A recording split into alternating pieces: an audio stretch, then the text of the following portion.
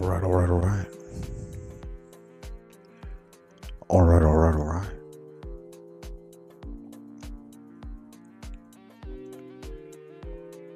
All right, all right, all right. Let's get ready to go live.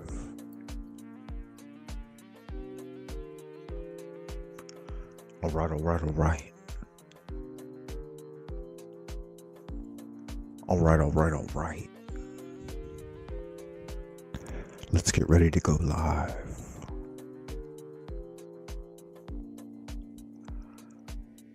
All right, all right, all right. All right, all right, all right. Let's get ready to go live.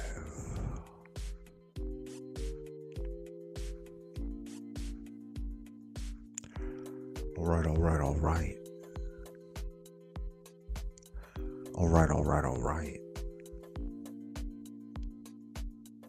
Let's get ready to go live.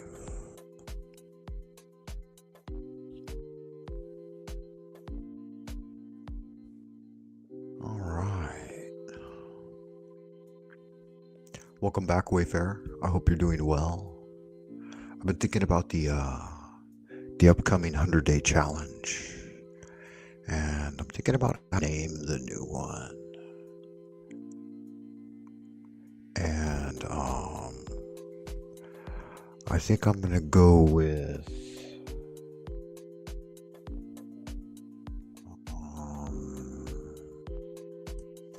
might be a bit of a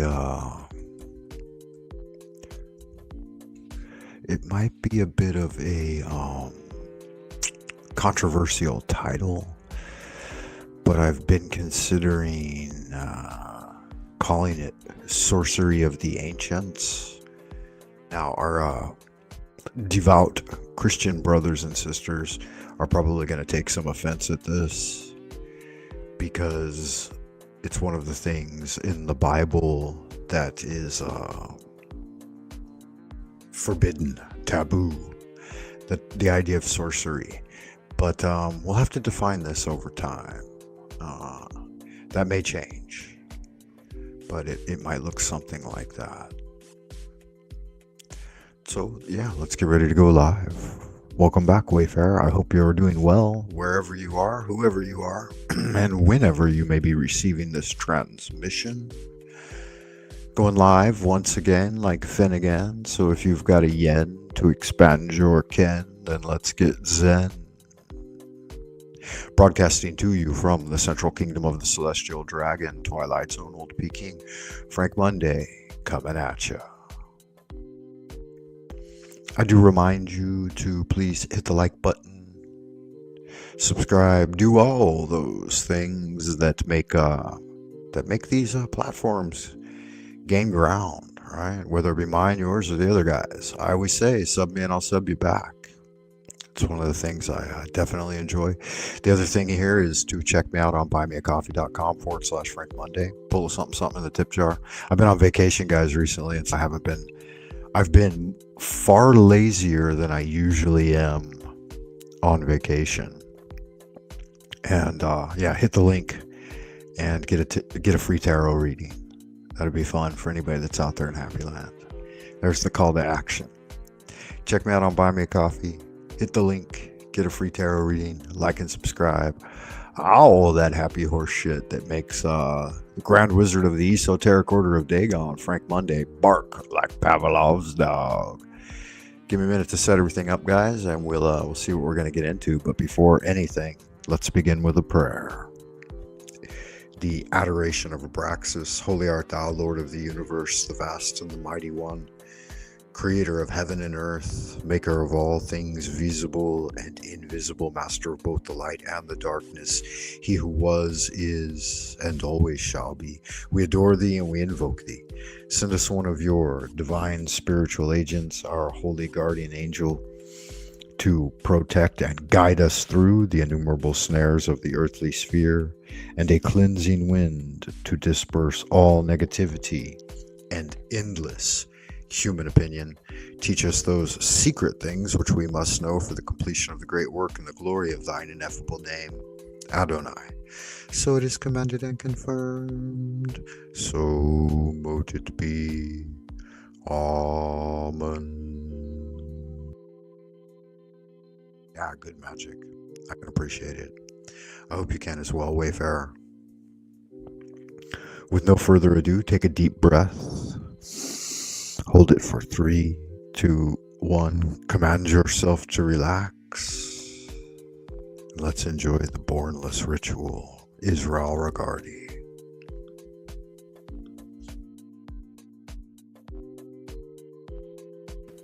Thee I invoke, the Bornless One, Thee that didst create the earth and the heavens, Thee that didst create the night and the day, Thee that didst create the darkness and the light.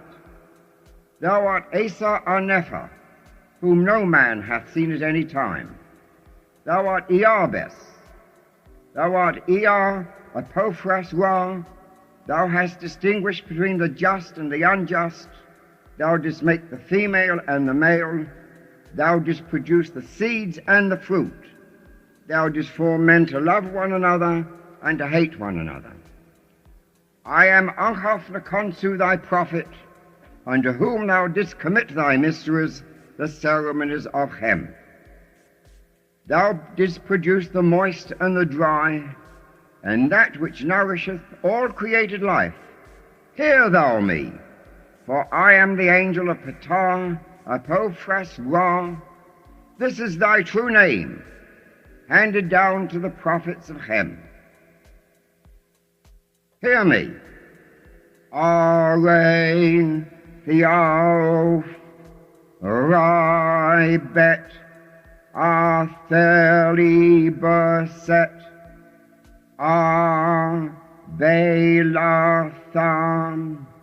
Arbeu Ebeu Phi Theta So A Ebe Theaof. Hear me, and make all spirits subject unto me, so that every spirit of the firmament and of the ether, upon the earth and under the earth, on dry land and in the water, of whirling air and of rushing fire, and every spell and scourge of God may be obedient unto me. I invoke thee, the terrible and invisible God, who dwellest in the void place of the Spirit. Aro go go Abrao, so thou Mudorio, Phalathao,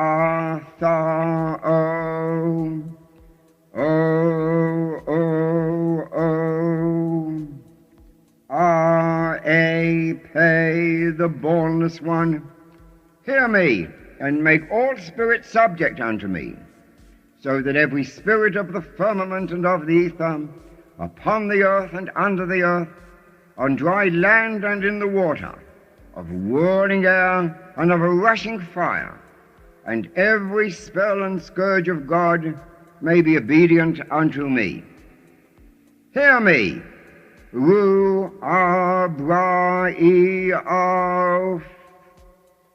Mario Dom Babylon Balbin Abaft Asalonim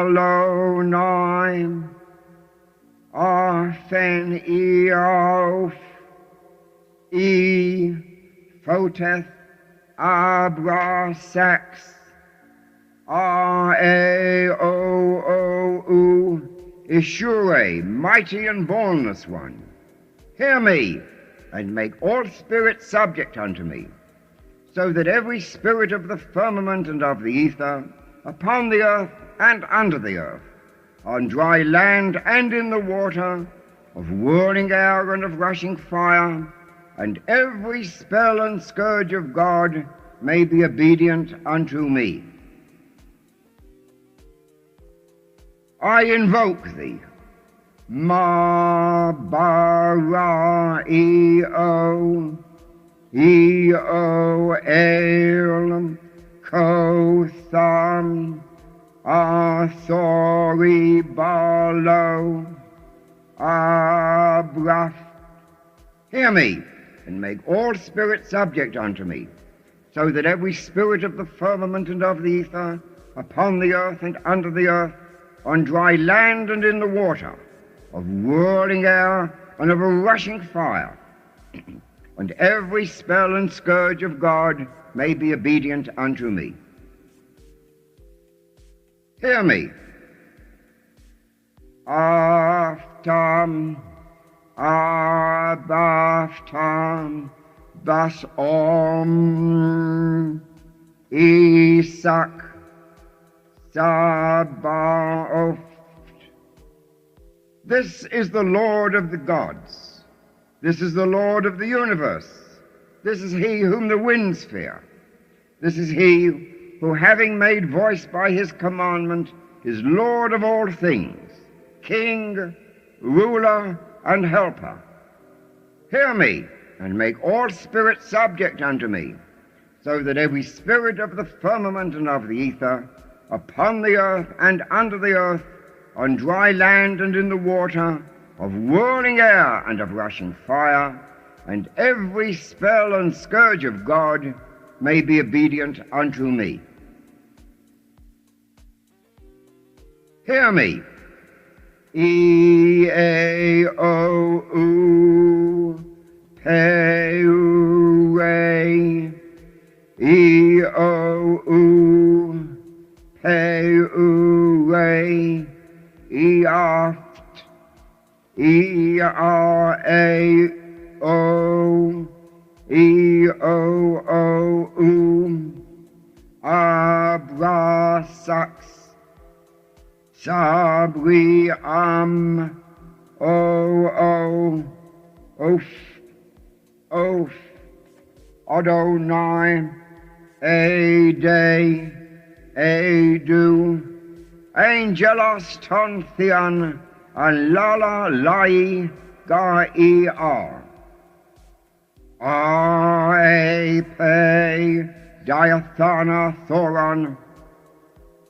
I am he, the bornless spirit, having sight in the feet, strong, and the immortal fire. I am he, the truth. I am he who hate that evil should be wrought in the world. I am he that lighteneth and thundereth. I am he from whom is the shower of the life of earth. I am he whose mouth ever flameth. I am he, the begetter and manifester unto the light. I am he, the grace of the worlds. The heart girt with a serpent is my name. Come thou forth and follow me, and make all spirits subject unto me, so that every spirit of the firmament and of the ether, upon the earth and under the earth, on dry land and in the water, of whirling air and of rushing fire, and every spell and scourge of God may be obedient unto me. E-R-O, Sabao. Such are the words.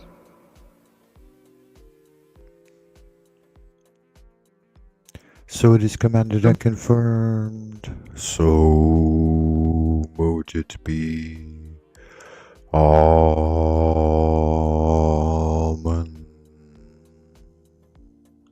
All right, good magic. I can appreciate it. I hope you can appreciate it as well, Wayfarer. Welcome back. I hope you are doing all right out in Happy Land tonight. All right, good morning, good evening, good afternoon, wherever you are, whoever you are, and whenever you may be receiving this transmission. Keep doing good magic. So one of the things I wanted to talk about right off was the trouble of being a magician, sorcerer, and doing YouTube. Because one of the things I trained myself to do for the better part of my life was to mostly remain silent and just do the great work. And so, two huge challenges in my life that I had to overcome. Number one was getting into academia and realizing that about 50% of the work, if not more, 50% or more of the work in academia is based in dialogue, right? Dialogue with your colleagues, dialogue with students, dialogue with material that you may or may not be interested in, right? And so I went from a position of where I could grow up as a young man, just practicing kung fu and magic and abiding in silence and meditation and the great work. 90% of the time, I went into a productive life of having to engage with the community and the academic dialectic and talking, right? And I came from a position where talking is a waste of energy most of the time, and most of the talking that gets done isn't necessary. It's not meaningful speech. And so that was a huge hurdle for me, that if I was going to interact in the world in a way that coincided with raising a family and a career and getting paid and stuff like that, then I had to learn to become a more eloquent speaker. Got some hot black coffee, guys. Just made a cup, so we're going to be in it for at least an hour or so, maybe a couple of hours, depending on how late the ladies sleep today. The wife and the daughter are both still sleeping, and I have this little opportunity to transmit. My son has gone off on an adventure of his own, which is good magic for a young man. Just hope and pray that he, uses his better judgment and stay safe. So, our Father who art in heaven, hallowed be thy name. Thy kingdom come, thy will be done. On earth as it is in heaven, give us this day our daily bread, and forgive us our trespasses as we forgive those who have trespassed against us. Lead us not into temptation, but deliver us from evil. For thine is the kingdom, the power, and the glory, forever and ever. Amen. So it is commanded and confirmed, so mote it be. Yeah, so getting back to the topic. Yeah, the big problem of talking. So, when I was a young man and I was on my shamanistic spiritual journey of self-discovery, esoteric Tao was probably my mainstay. And then I was also deeply interested in ceremonial magic. And another thing that I thought was of great interest to me was the path of the shaman, and some of the books I read on it were by Carlos Castaneda. I think he had a dozen books, and I kind of dug into those at the same time I was reading The Celestine Prophecy. And in retrospect, this counterculture of, love and peace and all of that of the 1960s may have been a subversion of American youth away from political interest into these other Eastern traditions of anyway, just kind of looking back at that. But didn't matter to me because I was already in a position where, as an individual anyway, I could pursue these types of esoteric knowledge pretty good without a lot of trouble, and had the energy. That was the key thing I wanted to get into with this idea, is magic for all, and is the path of sorcery for all? And the easy answer is no, right? The shamanistic types and the people who became the mystics and spiritual gurus of their communities were the less than 1%, right? So one of the big problems, one of the big challenges that we have to overcome in that path is that you can only perceive the mystic moment when you have a surplus of energy, and you can only have a surplus of energy when you abide in silence and non-action for long periods of time. And that doesn't coincide or jive with the day-to-day hustle and bustle of the prime material plane, and it's great activity in productivity and having a career and a family and stuff like this. So it's very, very difficult to find the opportunities to abide in silence. And good God, it becomes such a valuable thing when you live in a city of 25 million people and you've got a family and a job you have to go to, like finding those quiet moments to unwind and reconnect with source. The average individual lacks the energy to deal with magic or sorcery of any kind, or even to consider spiritual cultivation from time to time, let alone to contemplate it every waking moment, right? Like the mystic does. Because that contemplation requires energy. And you got to get the energy somewhere, right? And so you might be subject to burnout if you're not allowed to have a good clean diet and regular exercise in a peaceful environment, and then do a lot of quiet sitting and accumulating of that post-heaven chi, as it were, and then reconnecting that with your pre-heaven center of chi, what is called the yun chi, right? Your original energy. And each individual is born with a certain amount of original energy endowed by heaven and earth and their parents, and the divine spark within that. And so there's a lot of factors to take into consideration. And without spiritual cultivation, you can't even presume to see or touch these things ever, let alone to interact with them in any kind of fashion where you're learning and cultivating to a level where you can bring something forth into the world of man that's useful. So I'd say for the most part, that type of spiritual cultivation is mostly just beneficial to the self and then one's immediate family and environment. And then over generations, it will start to reach out into the community and the state. But the traditional spiritual knowledge says that it takes at least 3 generations to see that play out, right? So you're thinking like the grandparents, the parents, the children, then the grandchildren. And so the great-grandfather will start to see the fruits of, if you can make it that far, right? We'll start to see the fruits being reaped in those subsequent generations. But the real fact of the matter is most of your good, virtuous, righteous efforts will never be seen by you. They'll play out in future generations. But then that gives me the opportunity to look back and say, hey, thanks, hey, thank you to the father and the grandfather and the great-grandfather and the mother and the grandmother and the great-grandmother, and all the way back to the folks in my lineage who did all the hard work that was required so I could be here right now having a hot cup of black coffee and enjoying, a couple of good decades of study in these sciences, spiritual science, and practice, mostly practice, a lot more practice than theory, right? A lot of folks are getting involved in theory these days, but they haven't done much practice.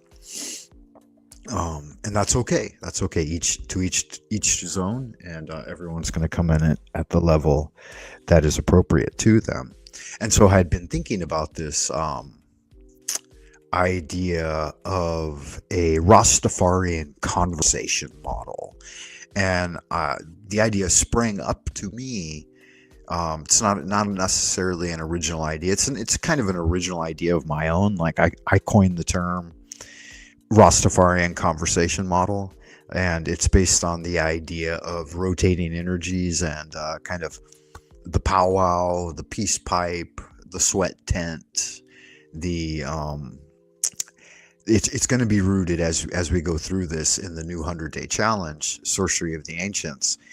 You're going to see that it's rooted in a lot of Carlos Castaneda's teaching. And so if you're at all familiar with those, one great work that he engaged in was called The Power of Silence. And so that'll be one of the primary guidebooks in this new 100-day challenge. And remember, the 100-day challenge is a challenge for me as well. I'll set the syllabus and the coursework, and I'll engage in the work with you, and I invite you to join in the 100-day challenge.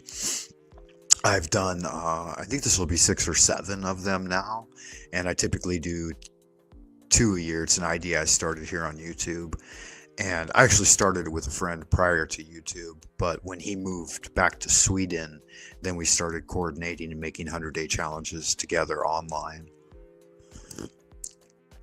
And so in order to get kind of an idea of what it is, you can kind of look back through the archive if you want, and figure out what's going on with the 100-day challenge. But they start at the equinoxes and then run through the solstices. So it's 100 days beginning March. This one will be March 22nd, I believe, 21st or 22nd, 2026. And then it'll run just past the summer solstice. So 3 months of inquiry and challenging oneself to learn about a new subject. And for this one, it's going to be the way of sorcery, stalking, the firmness of intention, and the primary object of this will be mindfulness and the Rastafarian conversation model. Now, here's the interesting thing about it is that it's a cooperative, participative thing, this conversation model that I've been contemplating for a long time, and me, myself, and I engage in and try to engage in with family, friends, and colleagues, and not necessarily discussing it overtly, but attempting to allow it to happen. And so I asked a couple of questions about ChatGPT to kind of help me formulate some of my thoughts with this. And I've got some notes in front of me, and I wanted to share the response with you guys here on the Old Frank Money channel. But at the same time, I want to check to see if it's available for me to drop the link. And that way, if there's anybody out there in Happy Land that would like to jump on the show and say hello, or let me know that you're out there, you can do that. Here, give me a second, and I'll put it in the chat box, the chitter chat.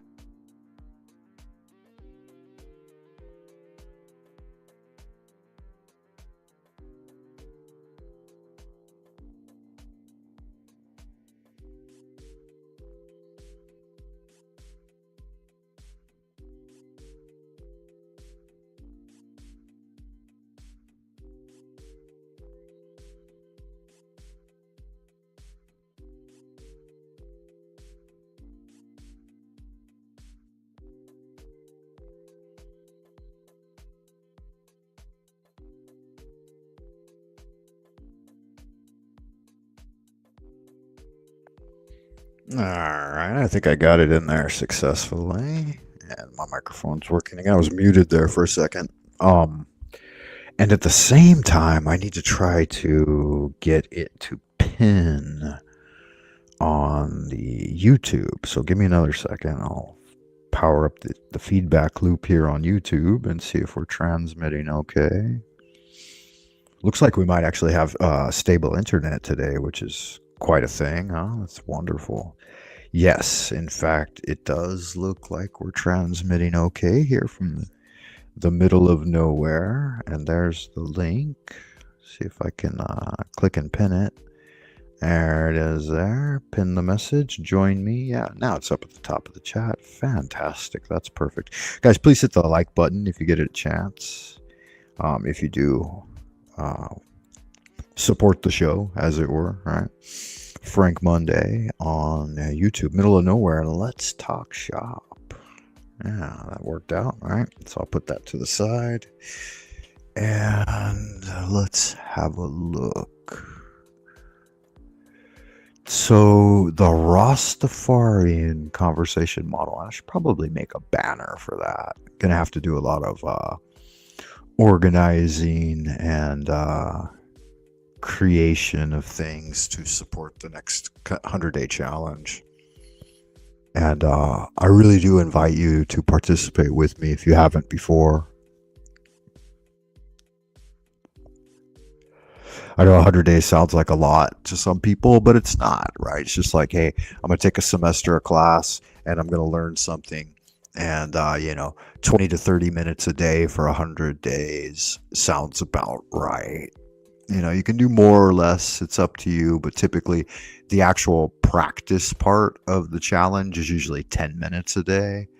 And then you can study as much as you want, but Rastafarian, I don't even know how to spell that. That's okay. Farian conversation model. Yeah, anyway, that's the maybe we can come up with a better name for it, right? But that's the term I've coined so far going into this. I think I came up with this about, I don't know, like 10 years ago, right? When I was doing stand-up comedy, and I would get in conversations with people, and I noticed the people of the highest level of cultivation would do this naturally. They would be attentive to conversation, add things at the right time, and take their part and not shirk their responsibility of participation, and be open, forthright, and honest. And it's really a pleasure to be among people of spiritual cultivation who know how to have conversations in a non-offensive, like productive manner. But it's really quite rare. Like out of the last, I don't know, 20 to 30 years that I've been engaged in career level activities, I've only come across a few collection of groups of people, and it's usually young professional people who are just emerging into the world, and fresh out of college with maybe 4 or 5 years in the workforce, and at the professional level where they are educated and they come from decent families. They're the only ones that seem to be able to do this effectively. A lot of other people are just, I don't know what's the word for it, like savage and barbaric and just unrefined, uncultivated. And so it's a beautiful thing when you can be among people of spiritual cultivation and thoughtfulness. Oh, the other group of people is older folks, right? Folks like past the midlife crisis. They tend to do this naturally. Some of them don't, though. But many of them do. Many of them display a lot of patience and consideration and conversation and care and compassion for their fellow man. Yeah, not all though, not all. But that's the working title right now. It's tentative, so we're gonna go ahead and double check, make sure all of our windows are looking good.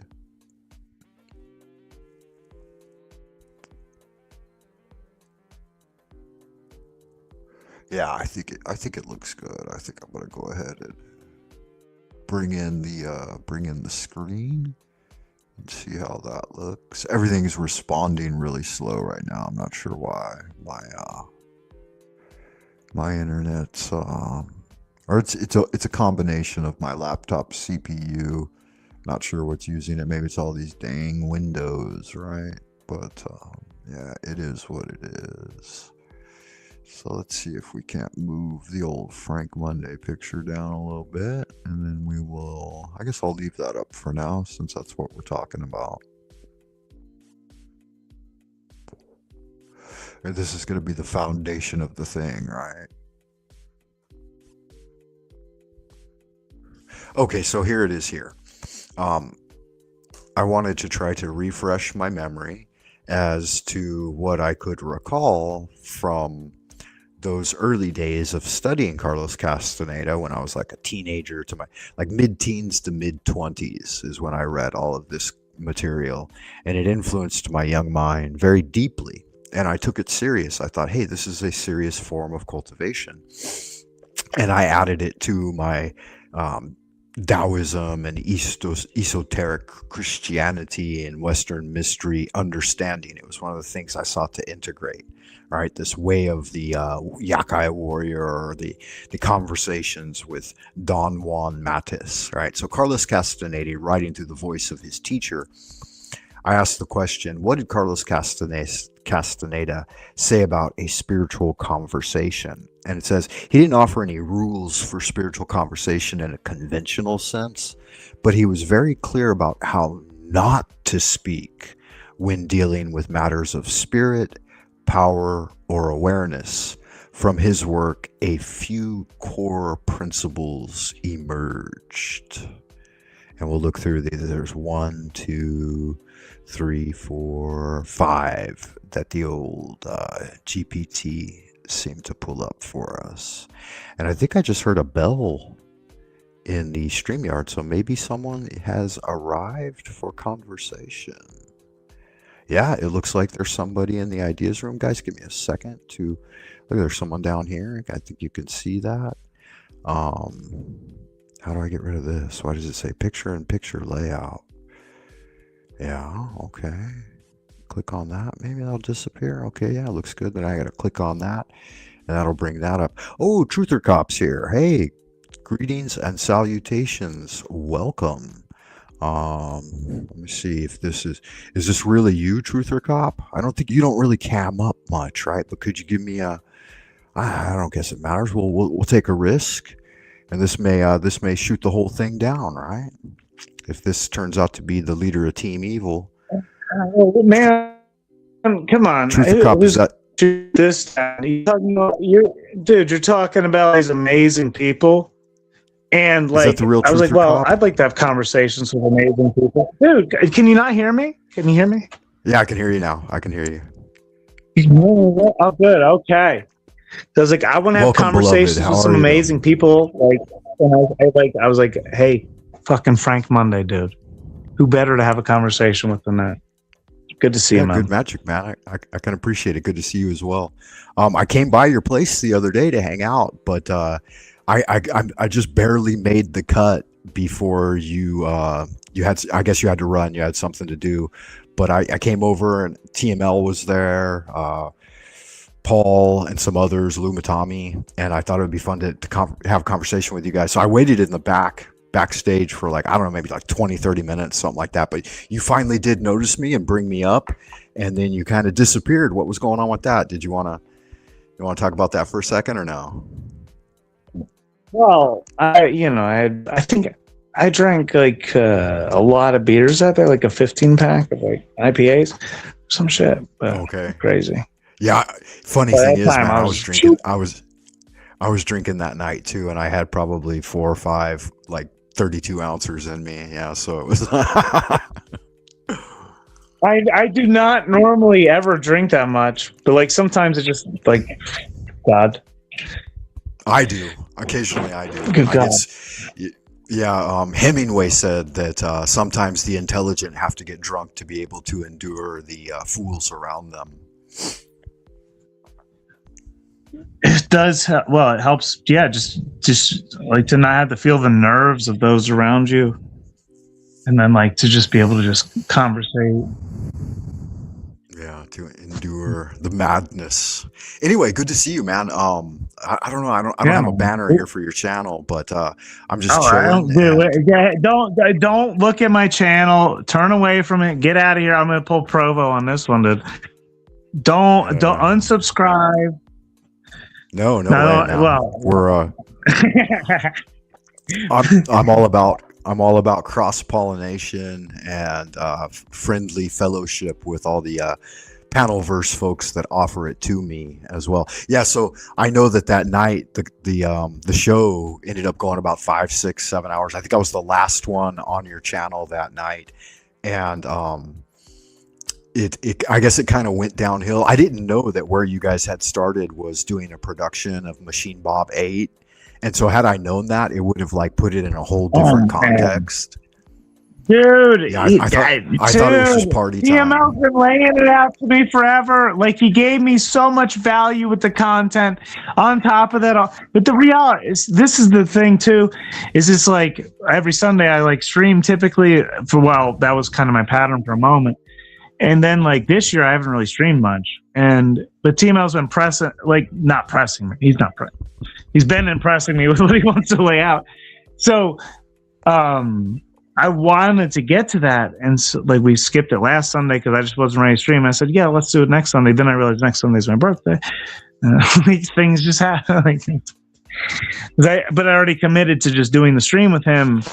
And he knew, dude, when I got on the phone with him hours before, I was already fucking like, I told him, the wind. Oh my God, dude. No, I was like, you gotta hold it down. And he did. Like, He did. He held it down, and like, there's no. I'm glad he was there. Like, hope he. Yeah, Hey, I thought it was pretty good fun. Like, we had some good, fun, interesting conversations, and then it kind of degenerated into like just LARPing hardcore on like filling the space. And you got some blowback for that. I saw the other day. NPC the game kind of called us all out and said, "Hey guys, that wasn't nice of you." This, that, and the other thing, and yeah, so he kind of burned his bridge with me, which is, it is what it is. No big deal. I don't know how real that is. The burned bridge part, like on his behalf. It's like, because I went up on that panel because they weren't saying my name, but I'd seen like the behavior of the patterns, and people are only talking about the stream. I did, like, everywhere I went, it was just like people were just talking about that stream. I know how to read it. Yeah, like it generated some interest. In a while. It was like that. I think part of it was that last hour where it was just me, Illumitami, and Paul doing our own awards show. Oh my God, you did? Dude, I haven't watched any of it because it got so much blowback. I saw OTW was talking about a stream that I'd done before. I think it was the same thing. I think he was calling me out for black. It was a different stream, and it was TML and I think Illumitami and Paul and Brown's boy, and they had a great conversation. As far as I didn't watch that one either, but like, okay, yeah. Anyway, so we OTW was playing that shit. Yeah, oh my God. What's the LARP? What does that mean, though? What does that mean? Like, where does that begin? And what does it mean? What's the purpose? I don't know. Like, it was originally like the context of this one anyway. It was like Paul was making a like connotative innuendo towards Tommy about always jumping on people's panels and calling them nigger faggot or whatever, and then so Paul came up with the idea that that people either were this or that, right? So they were either a nigger or a faggot. And so I thought of the idea that the people that were still in the chat room, because there was still like 25 people in the chat room. And I'm like, okay, let's just judge the people in the chat room and anybody we can think of, right? And so it kind of snowballed. And it was the three of us just talking shit about people for no reason and just in the spirit of comedy. So it was like a with me, right? Bro, are you fine? That's what that context was? Oh my God. Right. Stop. I might not be able to deal with watching this for some, but that sounds fucking. But I have not watched it yet. Like, I don't know what happened. I was told to take it down, but it was already down. Right. Okay. Yeah, I knew it was kind of done in bad taste, and I don't mind bad taste. I'm a bit of a comedian that grew up on like Rodney Dangerfield, Richard Pryor, Eddie Murphy, these kinds of guys, just talking raw. It didn't matter to me. And I didn't feel like it was necessarily, so people said we were being racist, right?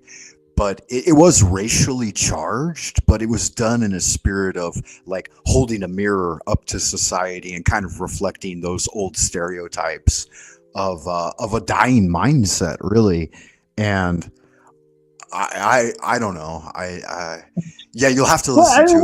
What does it even mean to call? What does it even mean to call it a race? This is my thing. I go back to, it's like.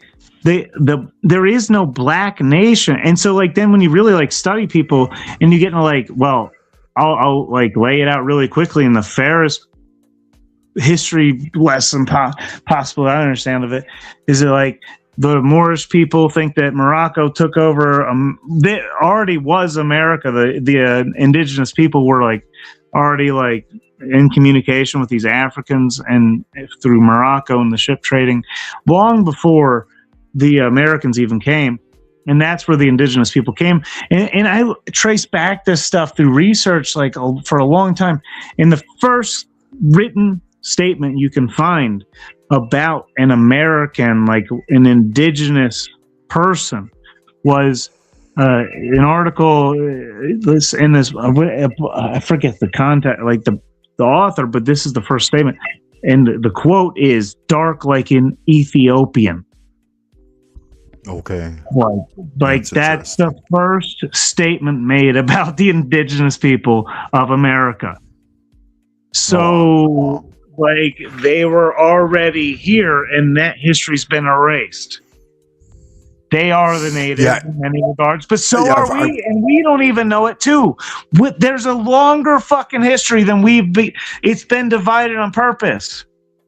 Well, yeah, and it depends on your perspective too. Like when people come at the idea purely through the lens of like scientific materialism and evolution theory, then you really can't claim that anyway, because if the out of Africa hypothesis means anything, then we're all from one gene pool originally anyway. And then if you take in like true scientific materialism, if you take in the inversion of light and the way that human beings observe light, we're actually the opposite color that our brain is interpreting it as. So so-called white folks are actually the darkest among us, and then the so-called black folks, they would be the whitest among us. And so it's an inversion of reality anyway. And to use that as your foundation. Well, if you start the sun for too long, the sun will go black, and everything else.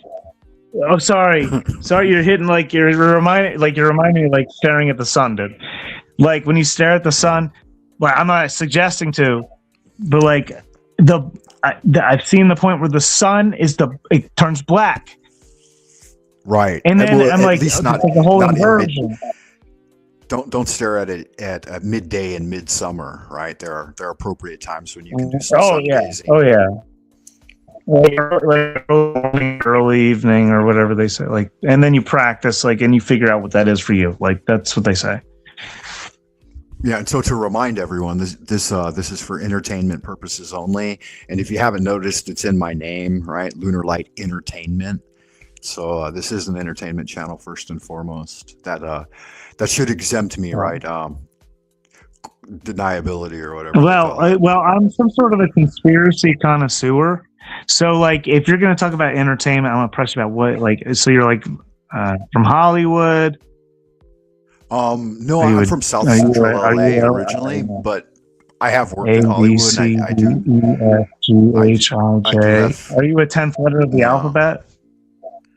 10th letter of the alphabet. A, B, C, D, E, F, G, H, I, J. Oh, it's J Dog. Yeah, I'm a J Dog. I'm a third anyway, according to genetics. And I had an uncle. I was raised. My dad. I was raised non-orthodox, but my dad had a younger brother. It doesn't count. It doesn't count, dude. That's it. It's like for my dad. It's only maternal. I was just explaining this earlier today. It doesn't count. Okay. Well, it's in my genetic code. If you don't want it to, but I think there is tax exemptions. I embrace it. I embrace it to an extent. I'm non-orthodox though, so I'm a J Dog by blood only, and I do study the Kabbalah, so there's a little something there. But whatever. I'm not hardcore into Judaism. I've pretty well defined myself from like, I think like how I represent myself. I don't like to put myself in a box because we're all just human beings. Hey, the man of the hour is here, Mr. Jack Talcott. Good to see you. Blessings, beloved. I hope you are doing well. He told me you were alive, by the way, and shared this. Thank you, Jack. Oh, okay, wow. I didn't even know you live streamed. Yeah, I do. Well, I'm on vacation right now, so I got a month off. I'm chilling. I've been traveling around a little bit, but I'm in the studio today. Yeah, so I had an opportunity to. I wanted to talk about a few things. So, Jack, yeah, if you want to, he didn't do a show today. Did he do one yesterday? It seems like he was missing 2 days in a row. I believe it was yesterday. He streamed and said, he's not going to do every day or whatever, because he's not going to stream. Dude. I don't encourage. We can see what happens.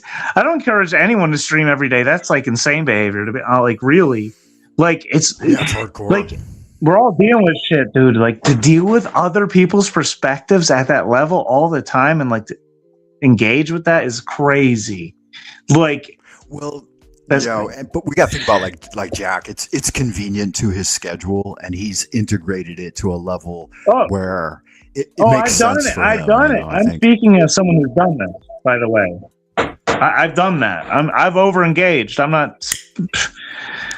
I'm just like I'm agreeing with like that philosophy of not hosting streams every day. That's Right. it's too much Well, yeah, work for any person to engage in. I really believe.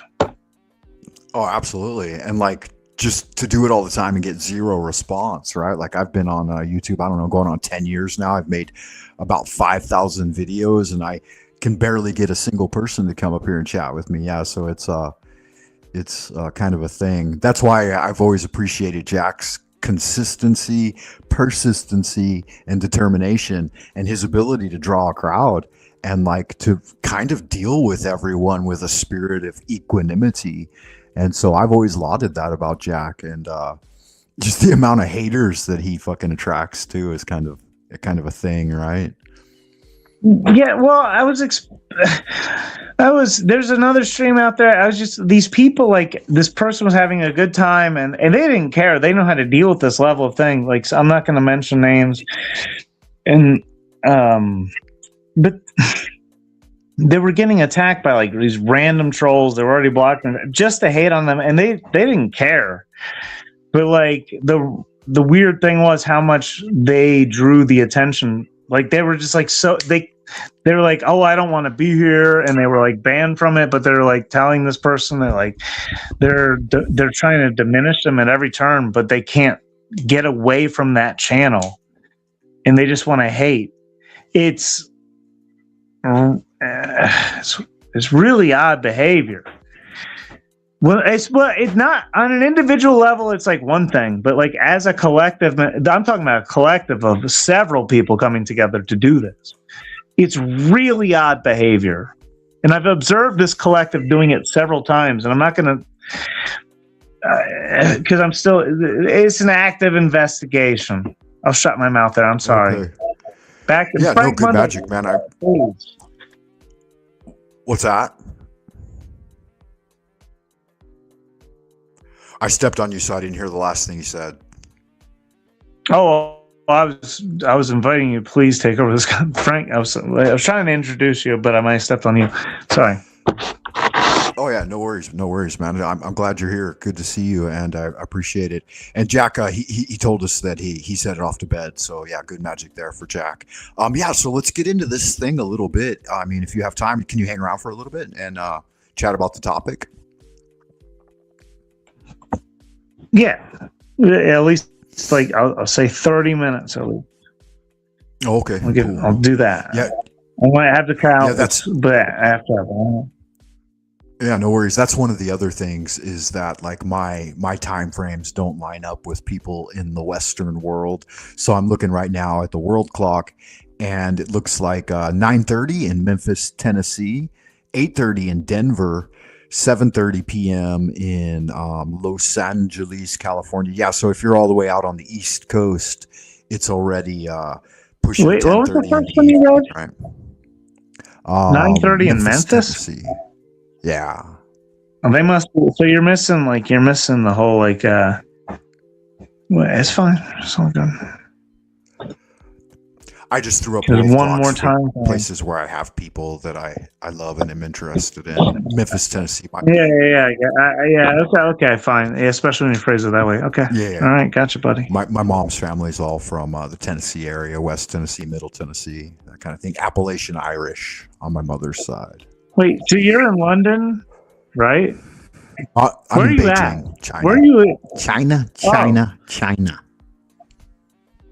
So, like, how long have you been there? 25 years. And you're from the States. I'm from Los Angeles. Yeah, I'm from LA. My dad was from New York. My mom was from Hollywood. my mom's I from called it. Conspiracy connoisseur alert. Hollywood agent. Yeah, that's Suspect. right. Yeah, I'm a born and bred actor from the get go. I'm a member of Brown's Boys Talent Agency. He calls the shots, does the casting, and he is the casting director of the Panelverse. He did accept that, by the way. He deserves it. Oh, he's earned it. Yeah, so So yeah, you were in I'm a the. Hollywood. You Go grew ahead. up. Can we get into you, or do you not want to do that? Oh yeah, we can get into me a little bit. It's fine. I enjoy All it. right. I mean, everyone So does. how did you like? Clearly, you spent a lot of time in the States or whatever you call it, America. I Yeah, call it America, sure. obviously. So you come back and forth, or like what? I'm mostly located here now, but yeah, I was born and raised. My dad was a Navy officer from World War II, so I was one of his. He had a lot of kids, but he was married to my mom the longest, and it was the last of his marriages. And so I got raised by a Navy officer, and he was retired and a businessman. And so I grew up in South Central LA, and he had like at the height of his success, he had about 5 businesses.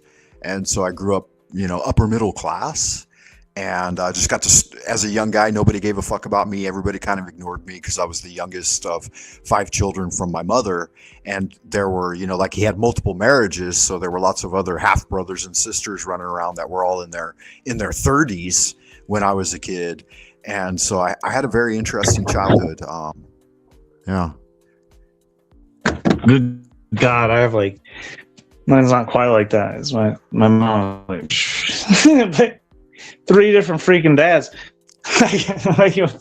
Stepfather, fuck it, too much. Whole different ball game. But yeah, I got interested in cultures around me. Like I was looking in the Mexican culture, the African cultures, Cambodian cultures, and every hood I went into, I got pretty much jumped and beat up by the folks of that hood, and that's how I learned that I was white. So like as a preteen or like even a tweener and stuff, I'd be cruising around and they'd be like, "Get whitey!" And everywhere I went, it seemed like dark folks were jumping me and beating me up for just being white. And when I started going to Chinatown, like the Chinese people treated me entirely differently. Like they were nice to me and they would talk to me and stuff. And like I'd cruise around Chinatown, and I developed a really strong interest in Chinese culture. And I felt like their culture and their people, they had a really high level of refinement. And they were kind and generous, and they had a community center where I started studying kung fu and learning Chinese language a little bit. And so like in jumping around LA as a kid, like I learned that there were some cultures were better than others in my mind.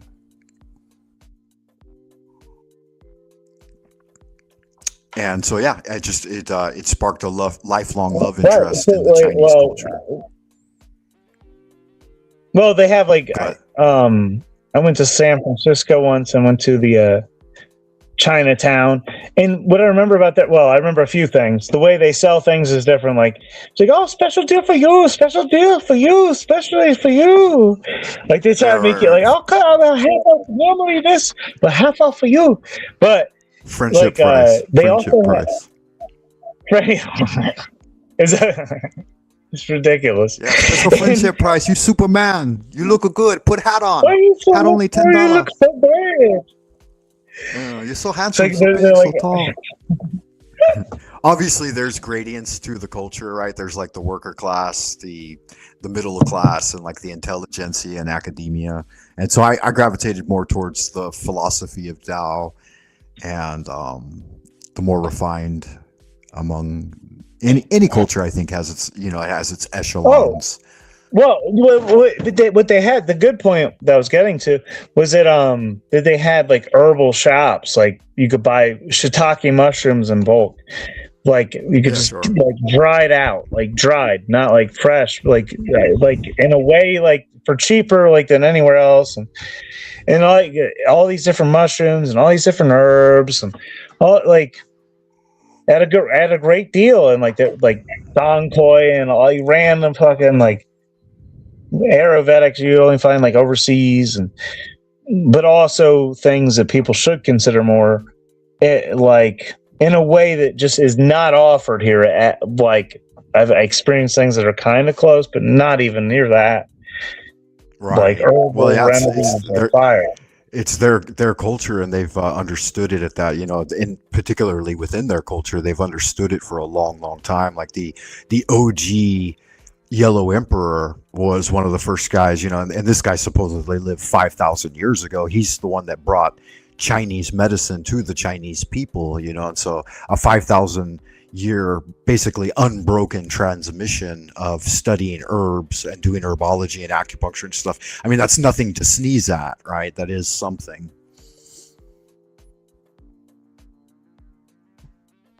Well, they have it's an absolute respect for their ancestry. It's like in America, we have fucking family court issues. The mothers and fathers are fighting in court about who gets to have custody of their children.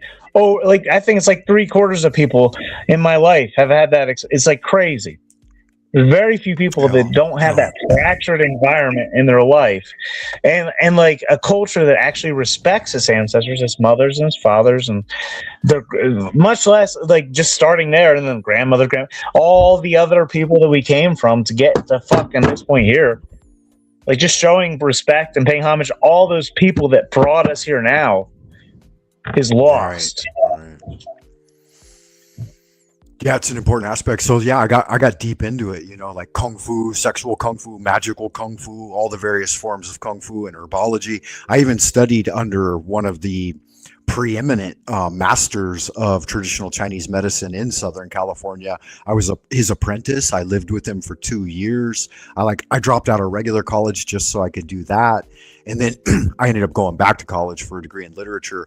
But yeah, I was steeped in Chinese medicine, bone setting, Tui Na, acupuncture, all of it. Like that was kind of my life growing up from like my teen years to my mid-20s was the study of esoteric Tao. And so yeah, I got big into like brewing my own formulas for iron palm and like sexual like alchemy formulas and stuff like that, like wine formulas, and steeping rattlesnakes in pure grain alcohol and then drinking it, and then screwing half a dozen chicks in order to steal their chi and stuff like that. So that was kind of my childhood,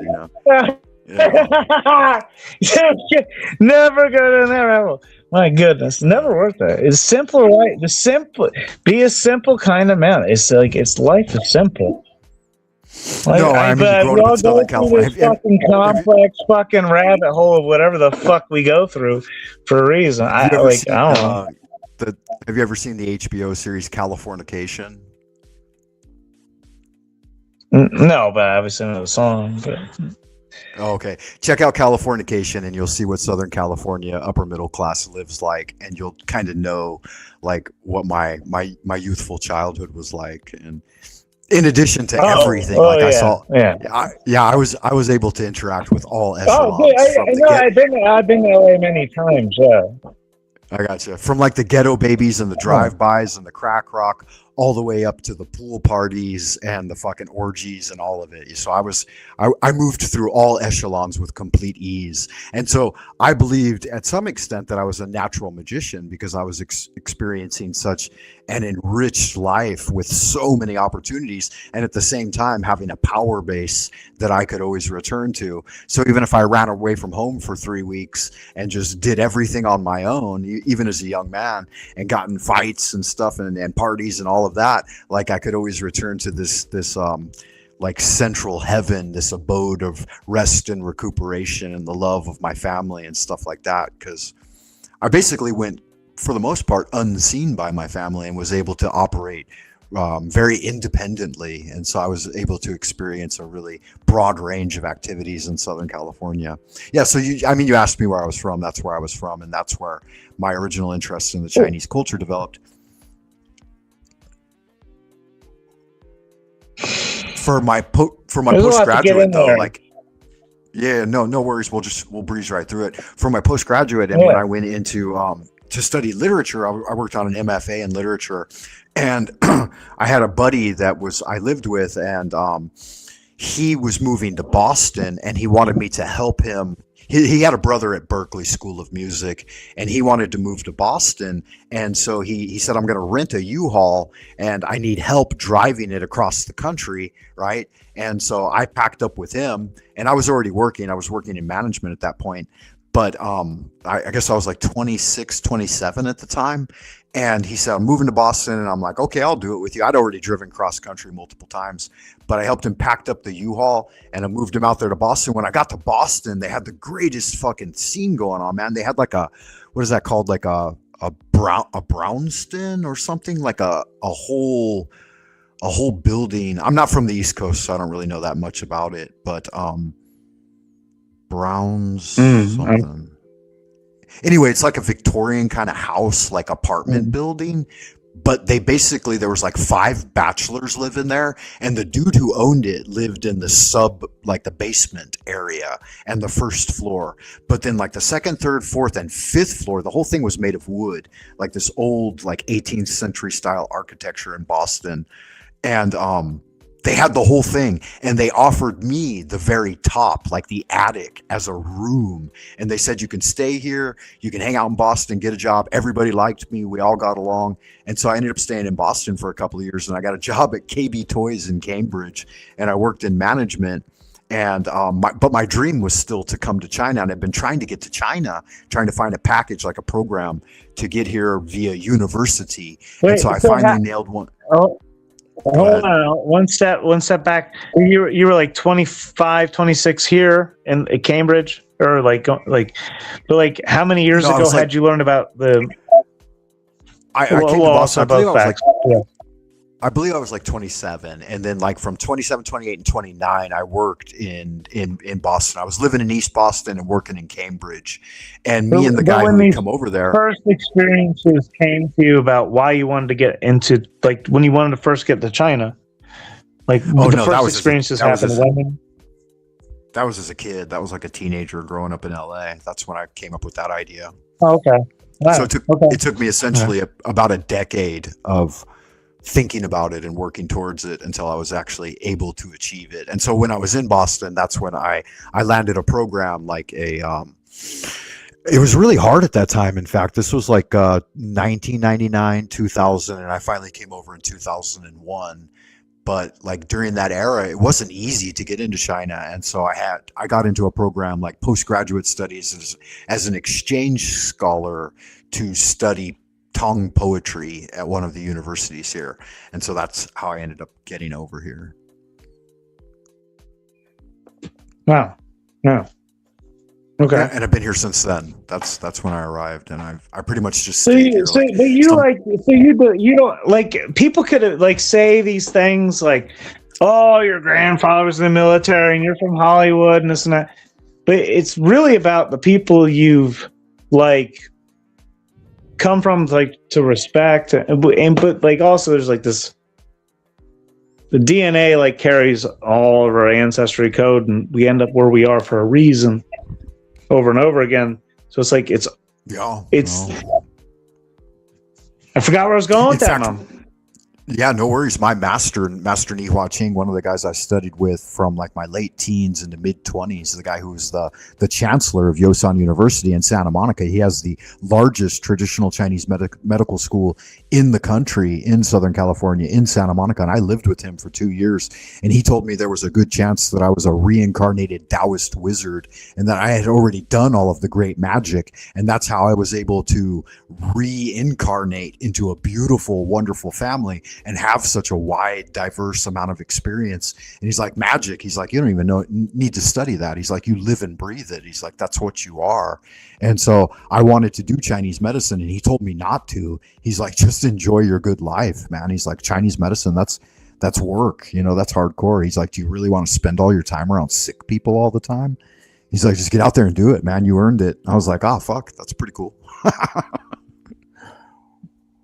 Well, yeah, but like, I feel like people limit themselves by we limit ourselves by these positions, even to be like a healer. Like, I'm going to heal people. Right. Who the fuck are you to heal someone, dude? Like, I need inspiration in my life.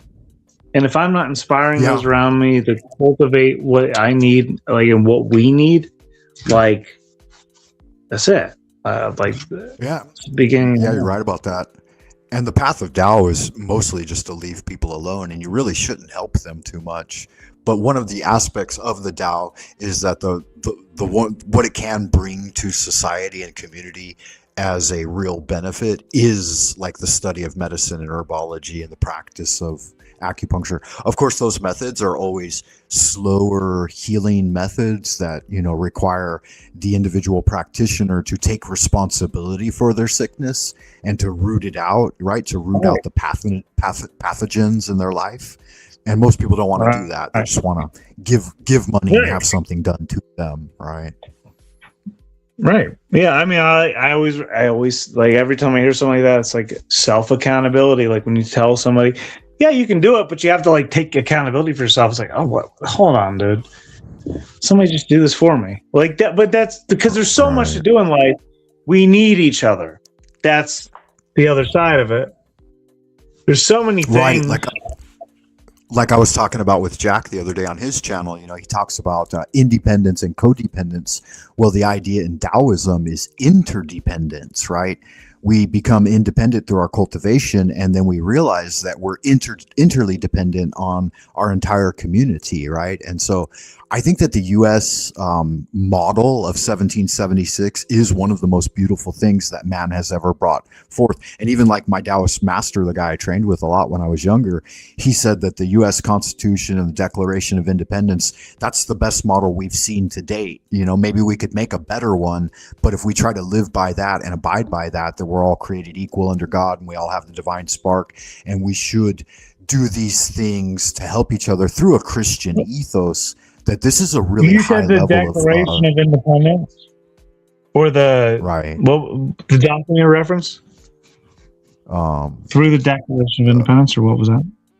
The document... The documents of our forefathers was like the foundation of an actual great republic, and he agreed with that. As a Taoist, you're a chief Taoist master. Is it all the documents? Because like the only document that of course, you got to pick and choose. I would imagine. Well, if you go back to the founding father, the first one they wrote was the Declaration of Independence. And it's like the people are governed by their consent, and I forget the language specifically, and the government. The government derives its just powers from the consent of the governed, and the creator endowed them with these rights. But then all of a sudden, because you're referring to the one, but then the Bill of Rights is like this thing that comes into this corporate station of America, where it's actually meant to restrict these ideas of men and not the people, but it's been flipped upside down. In the minds of people, it's flipped up. It was flipped upside down for me, and it seems to be for most people still to this day. So, like God made us. We get our rights from God, the Creator, nature's Creator. I believe it says of nature's Creator, something like it's. And that's then the Constitution comes in, but the Constitution isn't about the people and their limitations. It's about their they're creating creatures and the corporation. It's too much, man. I'm sorry. Shut up. Yeah, no worries. Well, I'm no constitutional scholar. I think that the main point I was trying to make is that we do have like idealistic models, and we have things that we can aspire to, and I believe they're correct and accurate in their fundamental, like the spirit of the law rather than the letter of the law. And I think this is one of the reasons that I kind of jive with Jack so much, because it truly looks to me like he's trying to live by the spirit of the law in these things and not get overly bogged down in the doctrine and the dogma. All of the books and histories and all of these things, that's just the record keeping. I mean, what are you, a fucking bean counter? It's about embracing the spirit of the thing and then moving with it as it transforms through the world. And so I think that's a better way to look at things than a lot of people do. You know what I mean? It's a very Taoist approach.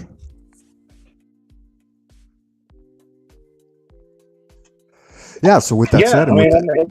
That makes sense because you had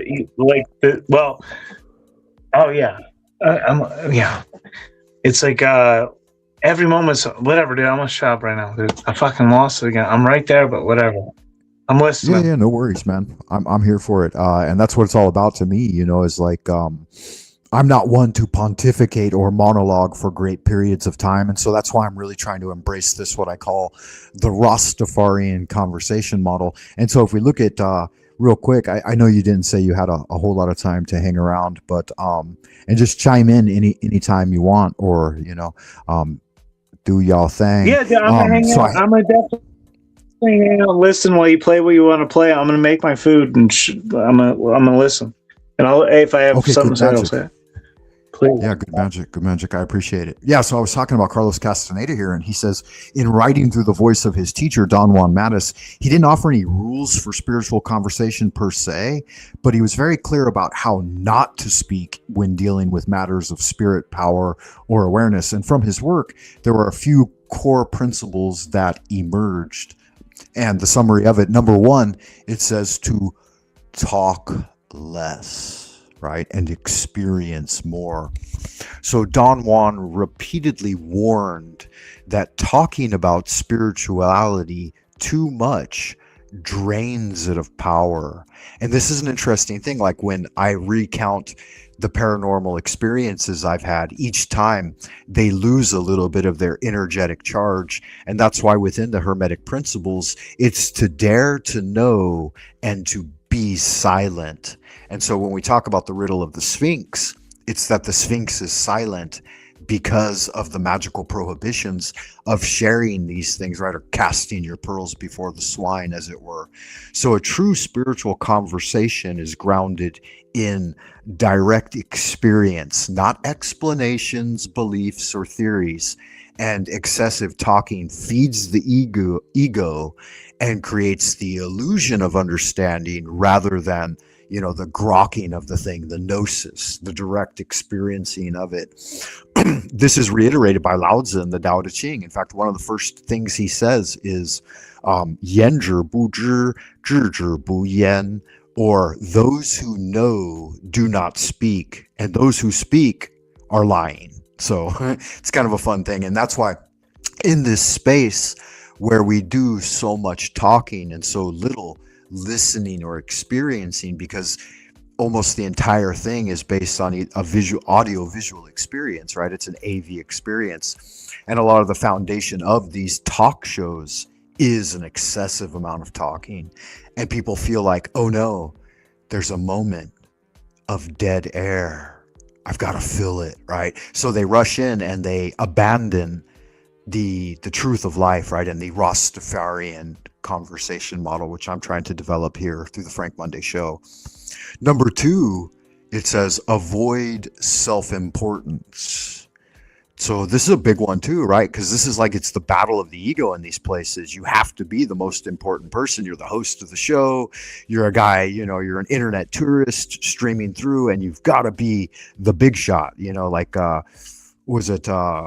What's Up Cynthia says, you got to walk out with your cock out, and do the talk out.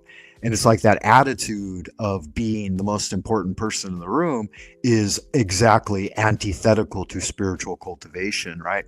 Castaneda says, emphasized that most conversations are really performances of the self. Spiritual dialogue, on the other hand, requires suspending the need to impress, persuade, or be validated. When self-importance drops, perception sharpens. Contemplate that for a moment, these first two principles. It's clear that the ways of the world and the ways of spiritual cultivation are at odds with each other, right?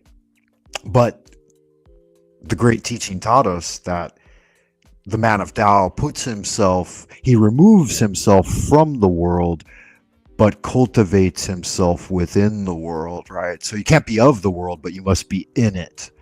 And so number three says, speak impeccably.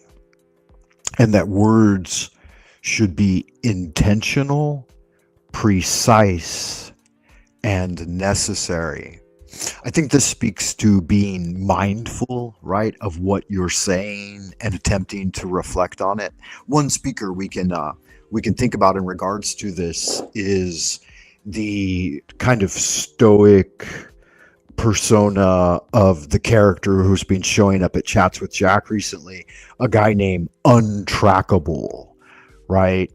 Like he talks in a very slow, deliberate manner, but he's using like 2-year-old riddles and a very low level like canter of interaction, which makes it extremely boring to the intellectual mind. And so I like to compare Untrackable's patterns of speech to being like listening to paint dry. Right? You've heard about watching paint dry, but Untrackable is like listening to paint dry. Who would want to do it, right? It's far too boring for the skeptical, invigorated intellectual mind to stand around for 50 to 100 hours to find out his understanding of the color red. It's like, good God in heaven, man, ain't nobody got no time for that shit. But anyway, it is important, I think, that you speak impeccably, right? And try to be clear like that. I just honestly don't know if the guy has anything to say. So I think that his persona and his presentation, like of being a stoic type of sageous individual, is fine and dandy, but it falls short at the level of at least this space of how we interact here. And so it's a very difficult, you'll find that it's a very difficult thing to manage all of the variables that are involved with the Rastafarian conversation model. Number 4 says, meet people at the level of awareness, not belief. And if I really quick reach back to that idea of Untrackable, it's that he's coming at us like we're in kindergarten, which is not appropriate, because we're all like most of the people who are in Jack's space are like mid 30s to mid 60s men, right? There's an increasing number of women in these spaces now, which is quite unusual, and the analytics are reflecting it as well. Like I actually checked my analytics recently, and women are accounting for like 20 to 30% now, which is a huge shift, right? In these YouTube spaces, just a decade ago, it was 90% men. But now we've got, 20, 30, and I think on Jack's show, it may be even closer to like 30 to 40% are women engaging and interacting and listening and stuff like that, right? So that's a huge shift. Don Juan discouraged arguing beliefs or trying to convince others. A spiritual conversation happens when two people share attention and presence, not when one tries to convert other people. This is so hugely important. Like, one of the most distasteful things I encounter in these spaces is when young men talk down to me like they know how the cow eats the cabbage. And it's like, well, yeah, we guys in our 50s, we figured that out 20, 30 years ago, right? So it's not like you're bringing me something new, and it's exciting to them because it's a recent revelation they've had. They're like, hey, I've just made it from my late 20s into my early 30s, and my mind has changed, and I've got all these new revelations to discuss with you. But when they usurp the seniority and then start to talk down to you, it's like, okay, there's a problem here. And I never do that to other people either. It's like, I try not to, and I keep myself on guard that I want to meet someone at their level of awareness and never think that I'm lording it over them. Like, we'll take Illumitami as an example, right? Illumitami will always come in the room and talk down to like Jack, for example, or me about spirituality and like his understanding of the Bible and Christianity or whatever. And it's like, bro, you're at least a decade, if not 2 decades younger than us. And it's like, can't you take a step back for just a moment and try to like interact, right? It's like, you're not the one that should be the teacher or the sage or the guru or the leader anyway. Maybe for your own life, that's fantastic. And maybe for the younger people in your life or the people at or about your level. But to come in here where it's an advanced conversation of older men, it's really inappropriate to do that. And so that always kind of grinds my gears a little bit. But again, that comes back to the idea of self-importance. And it's like, well, I don't care. I don't have to be self-important. I can just leave and go listen to conversations in other spaces, right? And I kind of felt that way too. Like when I showed up over at NPC the Games the other day, I had come over there to talk about his topic. But rather than talking about his topic, he immediately launched into an inquisition of why I was saying nigger faggot on the Truther Cop show. And it's like, well, number one, that's the Truther Cop show. So that really, I don't see how that has anything to do with you. Number two, it was done in the spirit of comedy and fellowship with Paul, who I always thought was a black fella, right? I thought he was an albino Negro. But I guess it turns out he's not, which I'm still suspicious of. And with Alumacami, and so it was a whole different thing. Additionally, we all had been drinking and partying and LARPing, and so again, he kind of misread that, and I took great offense at that. I'm not saying that he's not welcome here in my space. He can come over anytime and have a conversation whenever he grows up and can learn to change his own diaper. But I will never go back to his space again, period. Right? It's just not something that I do. Like, I tried to interact with the Powder Dusty a couple of times on the flow state thing. And he basically treated me like a dick. And I'm like, okay, I'm done with that. I'll never go back to his space again for any reason, not to watch his show, not to interact with him. It's just something I'll not do. And I'm not saying that I've burnt my bridges with them. It's that they burned their bridge with me. And so it would require them coming to my space, like whether it be NPC, the Chowdered Krusty, who are some of the other ones? Queen Stephanie, right? Leader of Team Evil with all of his minions in the sewer realm. And I think that's probably about it. But places I will go, like I'll go to you or your show, Truth or Cop, TML, The Machine Lies, Chats with Jack. I think that's all the people I know anymore these days. I used to go over to Ironwork 92,000. And I think you probably know about him, Truth or Cop, because he's also a flat earther. And I got into the flat earth about 2017 and found a lot of fun and interest in it, right? Because I'm always been a big paradigm shifting guy. And so not a big deal for me to shift from a globe to a flat earth and back again, and then back to flat and concave, convex, fish tank, whatever you like. I mean, it's all easy for me to entertain because I am essentially an entertainer, right? As long as I'm talking, I'm trying to be entertaining. Number 5, so the fifth guideline here in the new emerging conversation model is to use metaphor, story, and paradox. Teachings were often delivered indirectly through stories, riddles, or shocking statements because rational explanations limit perception. The goal was to disrupt ordinary thinking, not satisfy it. Yep, that's kind of one of the fun things that Illumitami does whenever he shows up at Jack's. Like, why does he launch in with the indicative nigger faggot, right? It's because that statement triggers people. And as a result, he's being a shock jock. And it gives him the value of people waking up. And if nothing else, it's shocking them out of their complacency. And so even though they're going to tend to trigger and get angry and offended and start to, pee in their diaper and suck their thumb and then roll around on the floor with a rattle, calling for their mommy when they hear those words, right? Because that's the immediate visceral knee-jerk response of most uncultivated people. He feels like that it grants him that edge, right? He's being edgy. He's being an edgelord. And so that's kind of a fun thing.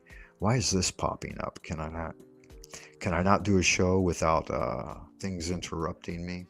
Anyways, it is what it is. So we'll keep moving on. And then we've got the summary here. It says, in short, Castaneda suggested that a true spiritual conversation is quiet, sparse, ego-free, grounded in lived experience, and often indirect.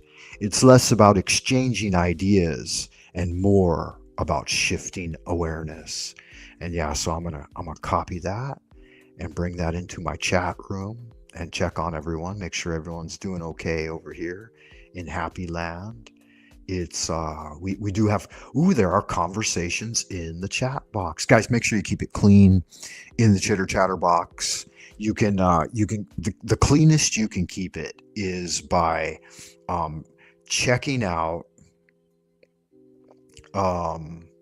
Wishy Washy Soap Factory's 5-pound box of Wishy Washy dish soap. It's the best soap in the business. And in order to get a 5-pound box, you can go down to Thompson's Five and Dime and tell them that Frank Monday sent you. If you do that, you're entitled to a 20% discount coupon on the Wishy Washy dish soap brand. And it looks like we lost Truther Cop, so that's kind of a bummer. Guys, I'm going to do a little bit of a musical break here because I've got something I got to handle here with my wifey poo. Let me see where there is any musical break stuff. And I'll be right back after the music.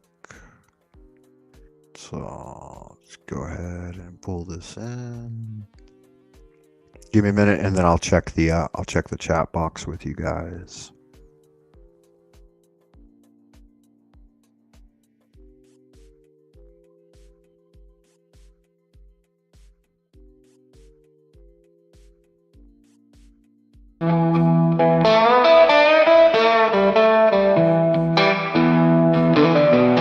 Dead of night, the wind howls slow.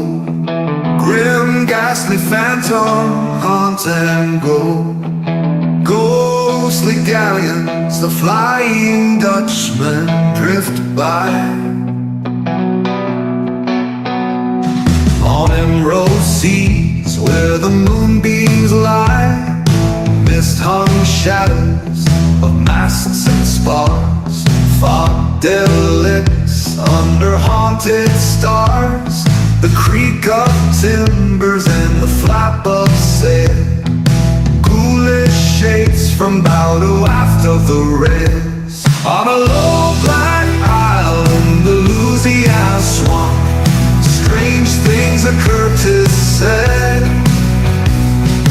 Night by night, the moon glows skull white on the shores of the vengeful dead. Voodoo drums and pirate songs in Cypress dim, cutlasses ringing at the shoreline's brim. Boats list low in the swamp's edge, gleaming swords on a white shell ledge. Rattle of bones and rasp of spade, ghost murmurs in the palmetto glade. Phantom forms in the witch's hour convene, bounty treasure guarded eternally between. On a low black island, the Louisiana swamp, strange things occur, 'tis said. Night by night, the moon glows skull white on the shores of the vengeful dead.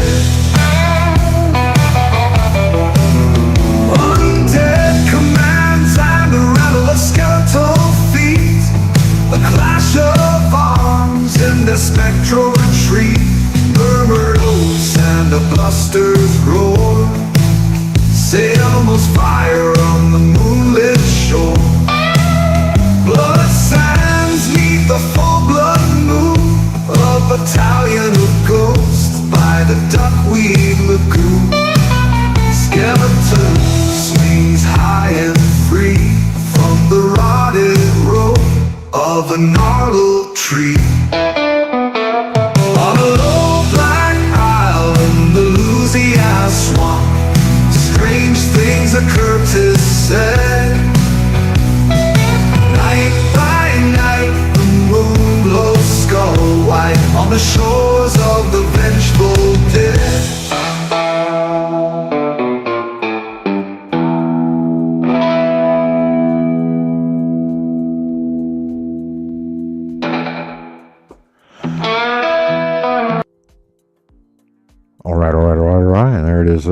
Let's go ahead and get in here and see what everybody's got going on out in Happy Land. Hope you all good looking, sexy people doing all right tonight, wherever you are, whoever you are, and whenever you may be receiving this transmission.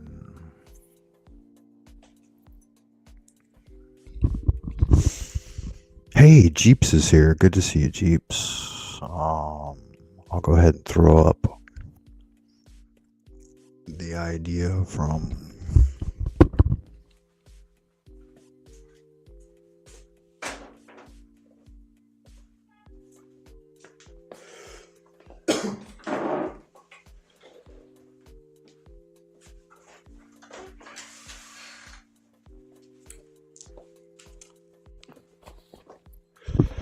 I'll go ahead and throw up the idea from Carlos Castaneda first. As Carlos suggests that a true spiritual conversation is quiet, sparse, ego-free, grounded in lived experience, and often indirect, less about exchanging ideas and more about shifting awareness.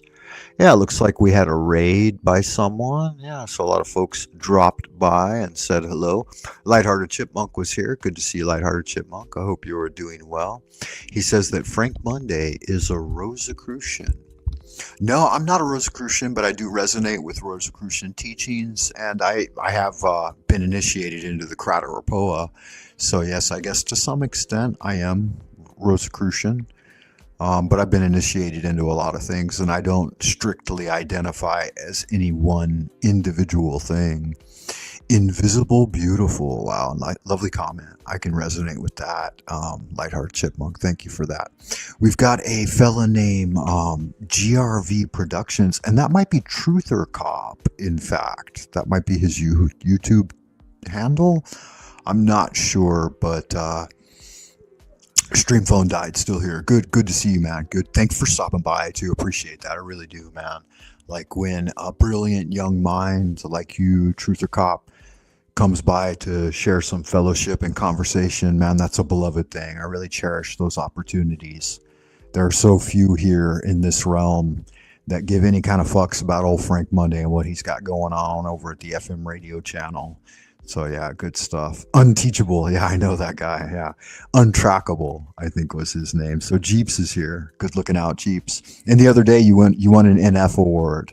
So good on you. I think some people got really upset about that and didn't realize the spirit of humor and fellowship that it was done in. Like it really rattled their chains.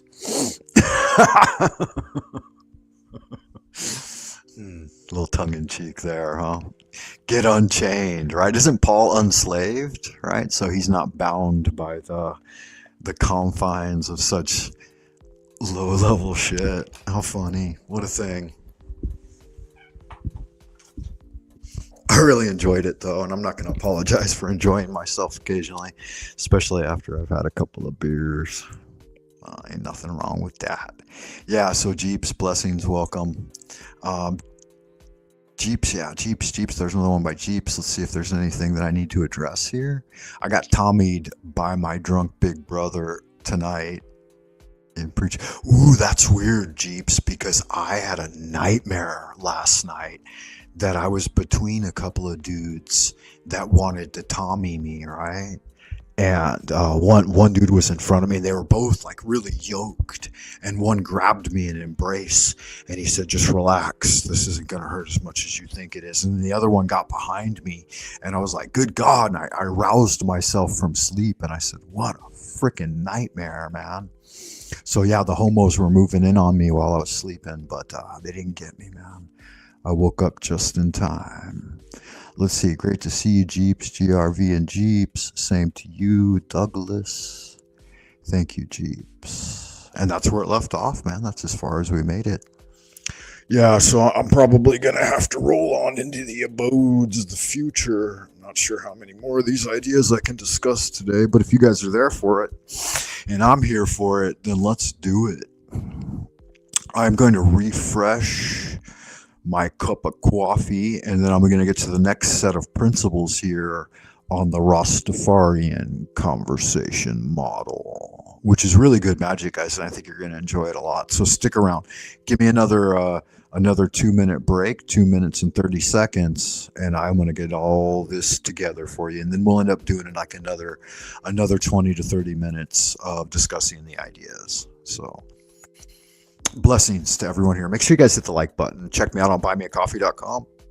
All that happy horse shit that makes YouTube's algorithms bark like Pavlov's dog. And welcome, Sophia Daisy May. Good to see you. Thank you for stopping by. We're going to do another 20 to 30 minutes here on the old Frank Monday show. With no further ado, Dweller of the Dark.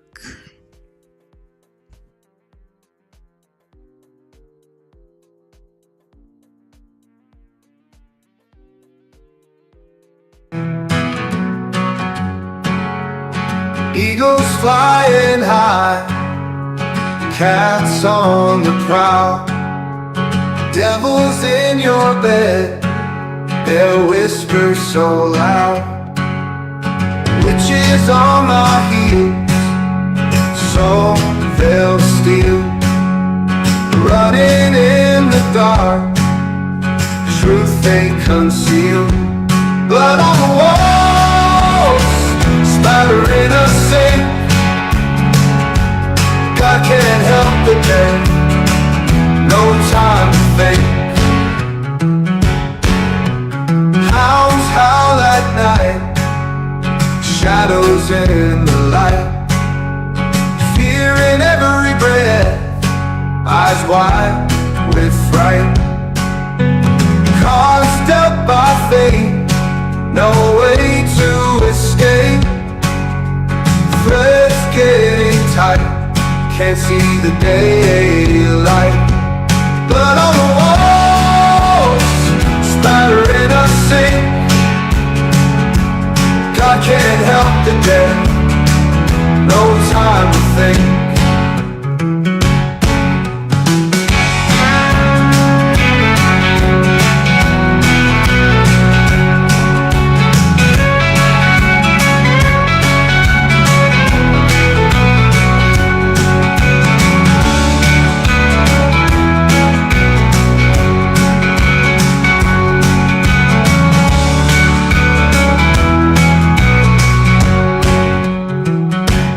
Cards dealt by fate, no way to escape.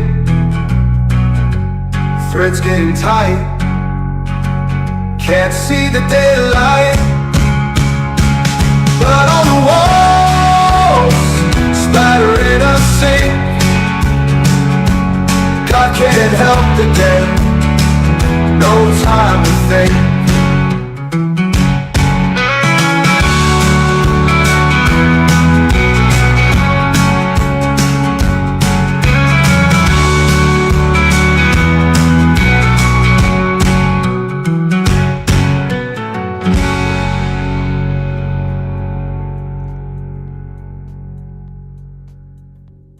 All right. That was Dweller of the Dark with God Can't Help the Dead.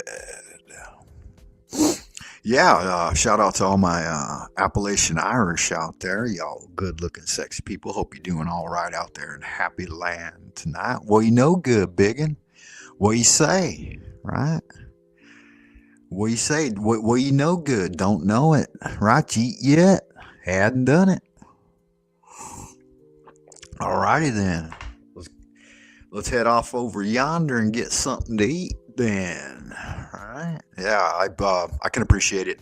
Again, I'm originally from Los Angeles, California, but my mother's family was Appalachian Irish from Tennessee Valley, right?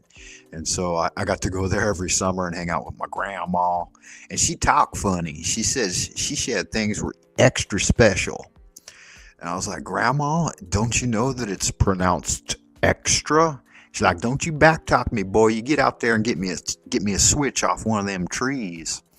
I was like, what for? What are you talking about? What's a switch? She's like, just find the thinnest, longest stick you can. Break it off and bring it in here. I'll show you what a switch is. And once she got that motherfucker in her hand, she lashed me up and down. I was like, good God, Granny, you trying to kill me? She's like, you back talking your grandma. You're going to get yourself in trouble, boy. I was always getting myself in trouble. So yeah, that's good magic. Good to see you, Sophia Daisy May. We are talking about the Ross. Hey, Dr. D is here as well. Good to see you, Dr. D. Appreciate you being here. Thanks for stopping by. Make sure you hit that like button big and get on in there and push the button. Take a whack at it. Just got myself a reheated cup of coffee from the microwave oven. Yeah, my coffee got cold on me hanging out here in the old kitchen. Yes, indeed. Yeah, so what I've been going over here for the next 100-day challenge is something I'm trying to coin the term the Rastafarian conversation model, and it's based on the ideas found within, in part, within Carlos Castaneda's teachings of the shamans of the Yucatan Peninsula, right? So this morning I was looking into some of the ideas and trying to do a little bit of a retrospect. So I jumped in here and I asked ChatGPT a couple of questions. We just covered the first question in the first half of the show. If you weren't here, that's what I was talking about. There are 5 basic principles that they highlighted for us. And so here they are. Here, the question I asked was, what did Carlos Castaneda say about how to have a spiritual conversation?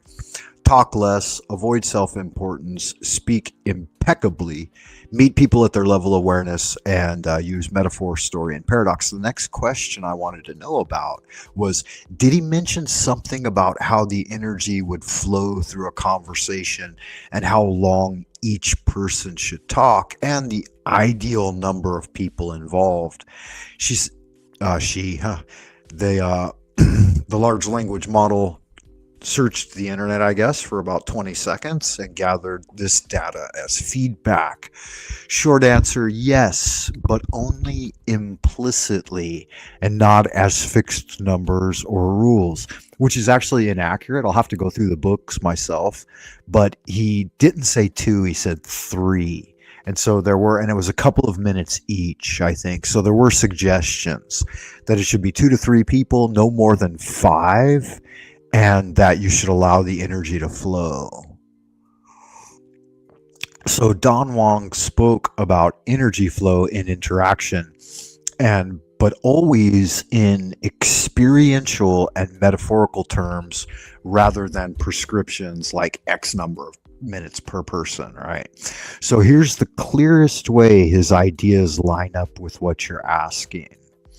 It says, number 1, energy flows when attention is balanced, right? Energy goes where energy flows where attention goes, is the old Hermetic saying, right?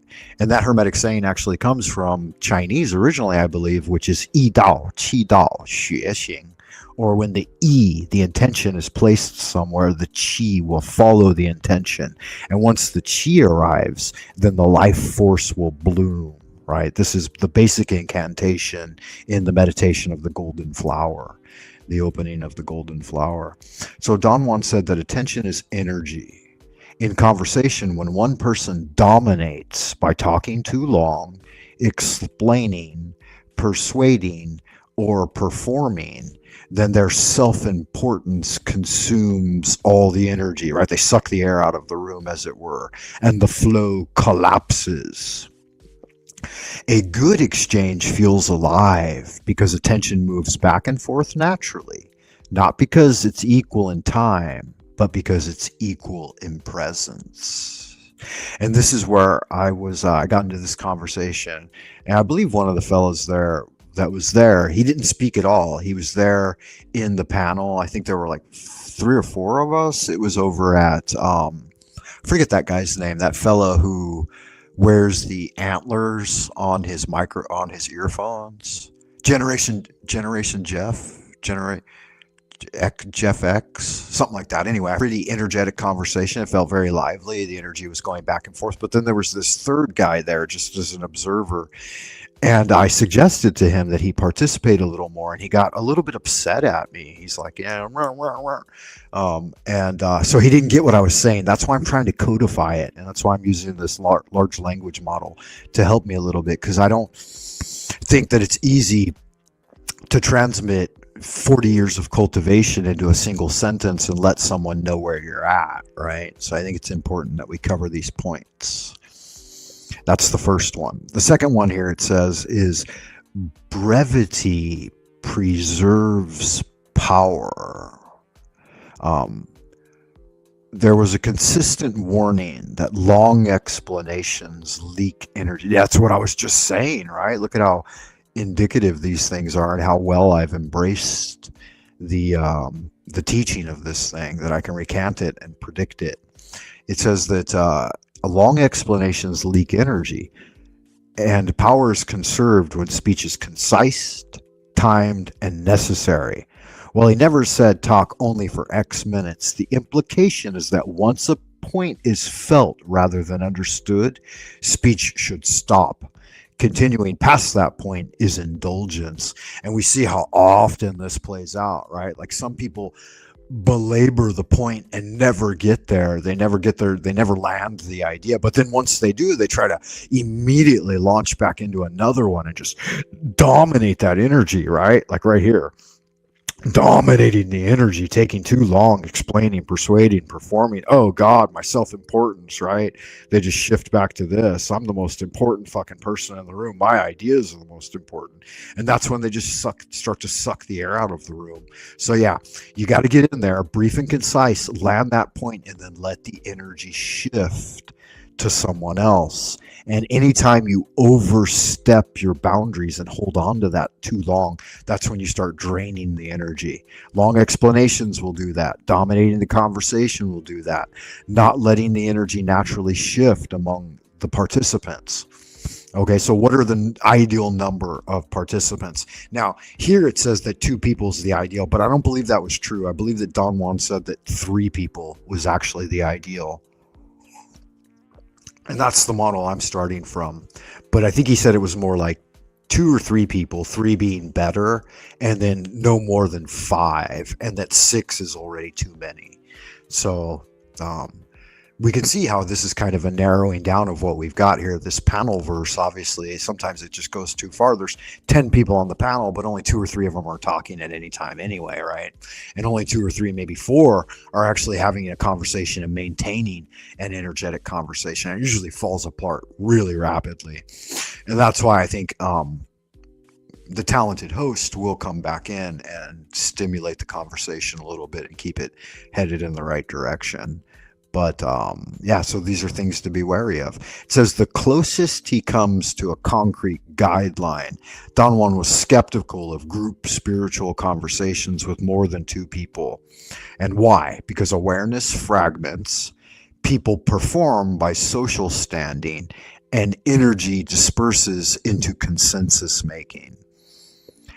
Dyadic conversations allow, should that be dynamic? I don't know, maybe dyadic isn't a word that I'm familiar with. Dyadic. Ask ChatGPT. Yeah, I don't want to do that just right now. Dyadic conversations allow energy to circulate rather than scatter. Groups tend to shift from seeing to agreeing. Yeah, I would concur with this thought here. Some of the best spiritual conversations and philosophical conversations only occurred between I and thou, right? Me and one other person, a basic dialectical or dialogical, rather than even a triumvirate. I would prefer the format of a well-balanced triumvirate than I would a exclusive dialogue. But I think that the dialogue is in some ways superior, especially if there aren't any observers, because you constantly shift back and forth energetically trying to arrive at seeing, right? Like he says here, seeing rather than agreeing. There are 5 in total here, just like the first 5. So we've got another 5 here. Principles. It says silence is part of the conversation. Castaneda emphasized that real exchange includes pauses. Silence allows energy to settle and meaning to integrate. And this is the big problem with the spaces here on YouTube, right? Is that any so-called dead air is going to be a big problem, right? But a conversation without silence, in Don Juan's view, is mentally noisy and energetically wasteful. How true. Have truer words ever been spoken?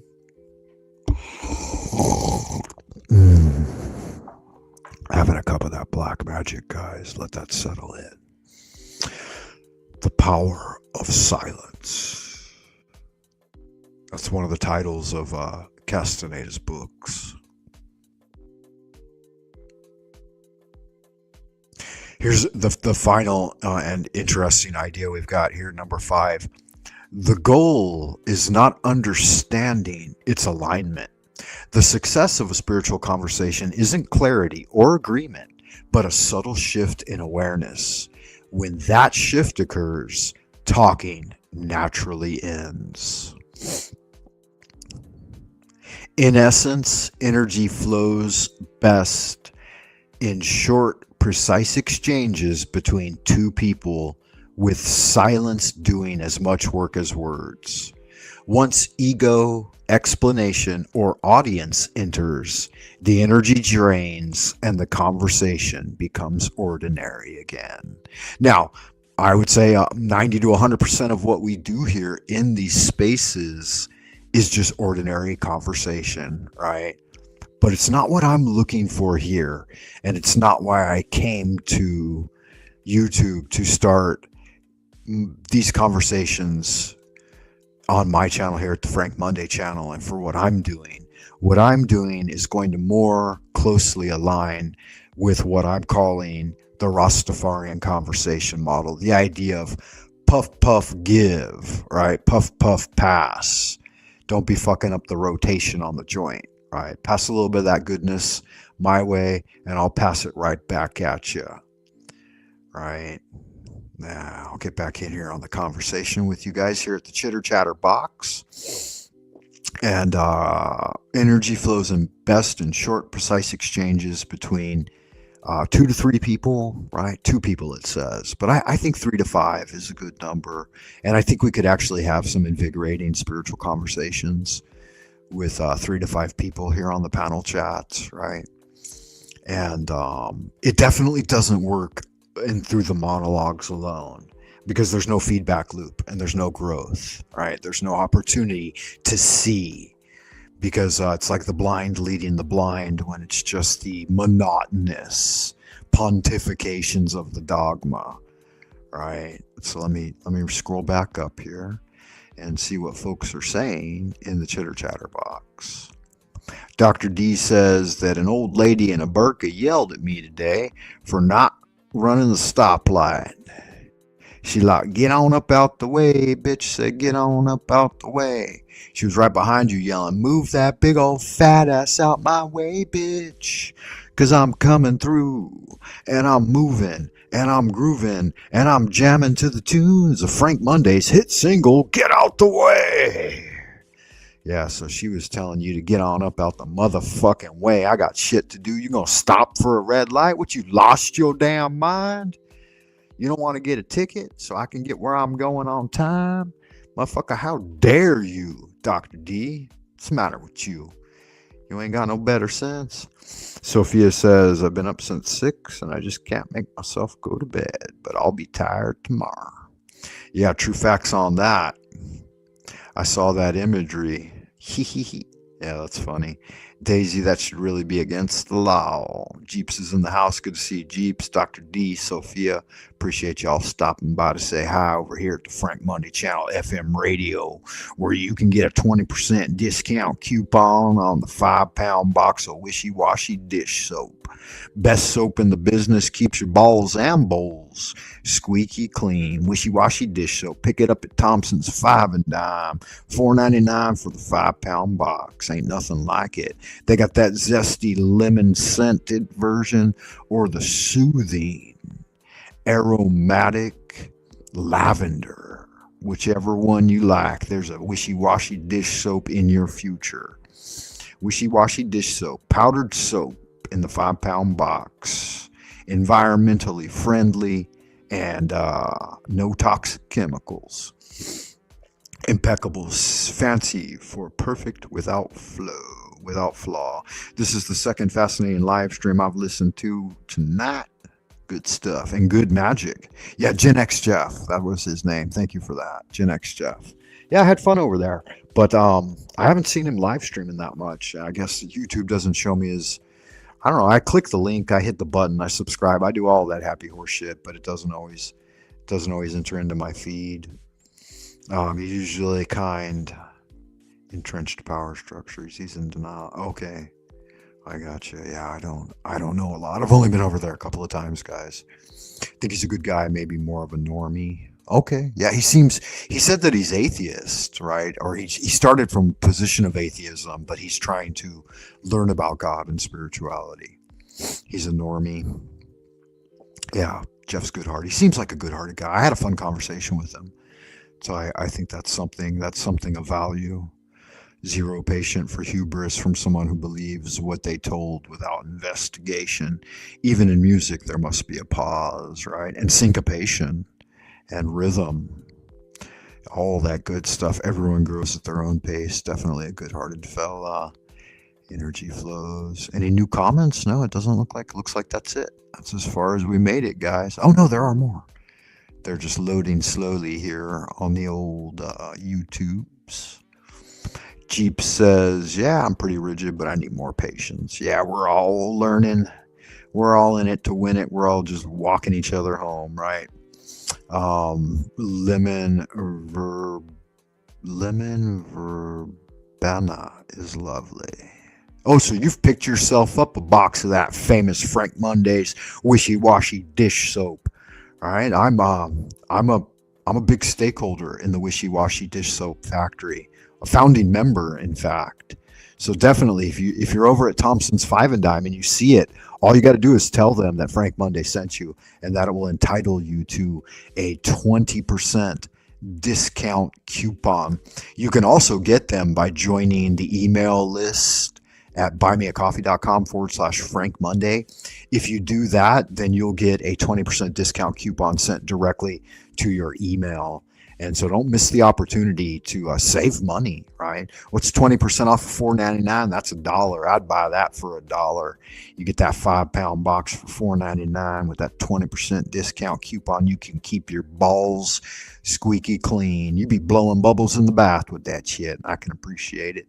Like and subscribe to guys. Do all that happy horse shit that makes YouTube's algorithms bark like Pavlov's dog. I think we've done it, man. We've done a big show today, man. 2 hours and 2 minutes and 22 seconds. So yeah, kind of a fun thing. I will try to catch up with the chat real quick here. What do we got? Dr. D says, I probably saved her life from getting creamed by the dump truck that was flying down. Yeah. She's just stupid. She's just plain stupid, right? You can't run red lights, man. That's a good way to get killed. Oh, and Sophia says she loves that old wishy-washy dish soap for washing dishes.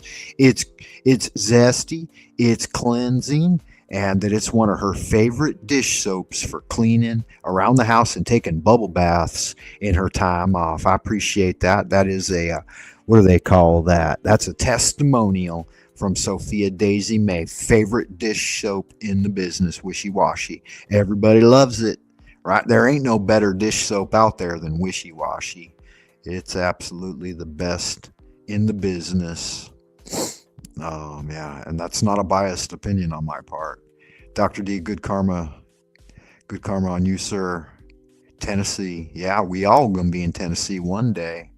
That's one of the foundations of heaven. As far as I know, somewhere in Tennessee is hidden the Garden of Eden. And I might have the deed to it. And y'all gonna be visiting me when I'm back there with my pagoda. And Jack Talcott will be living at the center. Have a little guru shop. People can come by for a Tuina massage and practice Kung Fu with me. Jack will lead us in a moment of prayer each day and some dialogue. It'll be good fun, man. You guys can all join me on the banks of the Tennessee River. I've already got a name for the retreat center, but I'm not going to reveal it until I've actually built it, right? Yeah, once I build it, then they'll come. Dr. D, right? Part of the reason I need to get up in the morning is head off into traffic. Yeah, you got to beat the traffic, man. I've been running some serious experiments observing traffic, remembering the tortoise and the hare. Long live the tortoise. Oh yeah, absolutely. When I grew up in LA, right? I told you guys that. And when I learned to chill and relax, I never encountered traffic again. Everybody always complained about the LA traffic, but I just said, hey, I don't want to drive during traffic. And I put out like a prayer to God, and I learned to slow down and take it easy. There were always parking spots available for me. I never encountered traffic. Like even during the worst traffic times, I'd pull off and sit in a diner or something for an hour, and it would all disappear, man. Once I learned to slow down and not be pushed by the world anymore, all the traffic disappeared. I live in a city of 25 million people, and I seldom encounter traffic. Everywhere I go, it's just free flowing with the Tao, baby. You are absolutely correct, Dr. D. If we start to live by the wisdom of the ancients again, and I was doing this back in my teens and 20s, man. Once I embraced wisdom in place of like worldly knowledge, I fucking knew that everybody was out there lying, trying to just shill and get you to spend your money and engage in consumerism. You know, I started boiling beans and rice at home and living on just, a few dollars a week, and had great good health and practicing Kung Fu every day. Some of the best things in life are absolutely 100% free. And that's what it's all about, man. 2 hours is a long time for me to talk. If nobody's going to join me up here on panel, man, then guys, I'm going to roll into the abodes of the future. But I cherish that you came by to see me and said hello and are chatting in the box. Check me out on buymeacoffee.com/Frank Monday. I will finish with a moment of prayer and invocation from the Universal Society of the Integral Way. It was a Taoist society that Master Nihua Qing created back in the early 90s, probably late 80s to early 90s. And he wrote a book called The Workbook for the Spiritual Development of All People. And in that book, there were a lot of different invocations. And I memorized a few of them. I went through the entire practice of invocations laid out by Master Ni. But one that really touched my heart a lot was called the Invocation of Total Integration. I believe it was that, or maybe it's called the Invocation of Heaven and Earth. But it goes a little something like this, and I kind of like to finish the show time sometimes with it. If you're ready, you can say it with me if you know it. I think I published it on my Buy Me a Coffee page, so you can see it there in the form of like a post. But yeah, with no further ado, let me say it for you. To dare to know and to be silent, to cultivate through will and intent and a pure heart. Take a deep breath, hold for 3, 2, 1, and relax. Heaven and earth of spontaneous manifestations of the subtle, wondrous universal law. As the original oneness expresses itself, gross and subtle energies become distinctly divided. Our bodily caves are brightly illuminated by the mysterious light from the 3 sources, our 3 Dantian bridge points leading to immortality. And those 3 Dantian are, just to break from the invocation, the celestial Dantian, the one in the 3rd eye region, the terrestrial Dantian, the one at the Christ center, and then the infernal Dantian, that one down there at the base of the Kundalini. You watch out for that old devil down there, right? Our 3 Dantian, bridge points leading to immortality. The powerful spirits of the octahedron conjoin our being with the true origin of life. By the absolute order of the divine Ling Bao in the highest 9th heaven, send the spiritual energies of Qianluo, Danna, Dengkan, and Taishuan to destroy our spiritual obstacles and debilitate any evil influence. Yes, this order is given by the highest sovereignty. It is a jade oracle from the subtle origin. I invoke with strong sincerity to drive away the demons and evils and lengthen my healthy years. The attained spirits respond. The evil demon king, Mo Wong, is chained to stand as our guard and servant. The powerful atmosphere has been generated, dispersing all negativity and endless human opinion. The Chi of Tao is everlasting. So it is commanded and confirmed. So mote it be. Amen.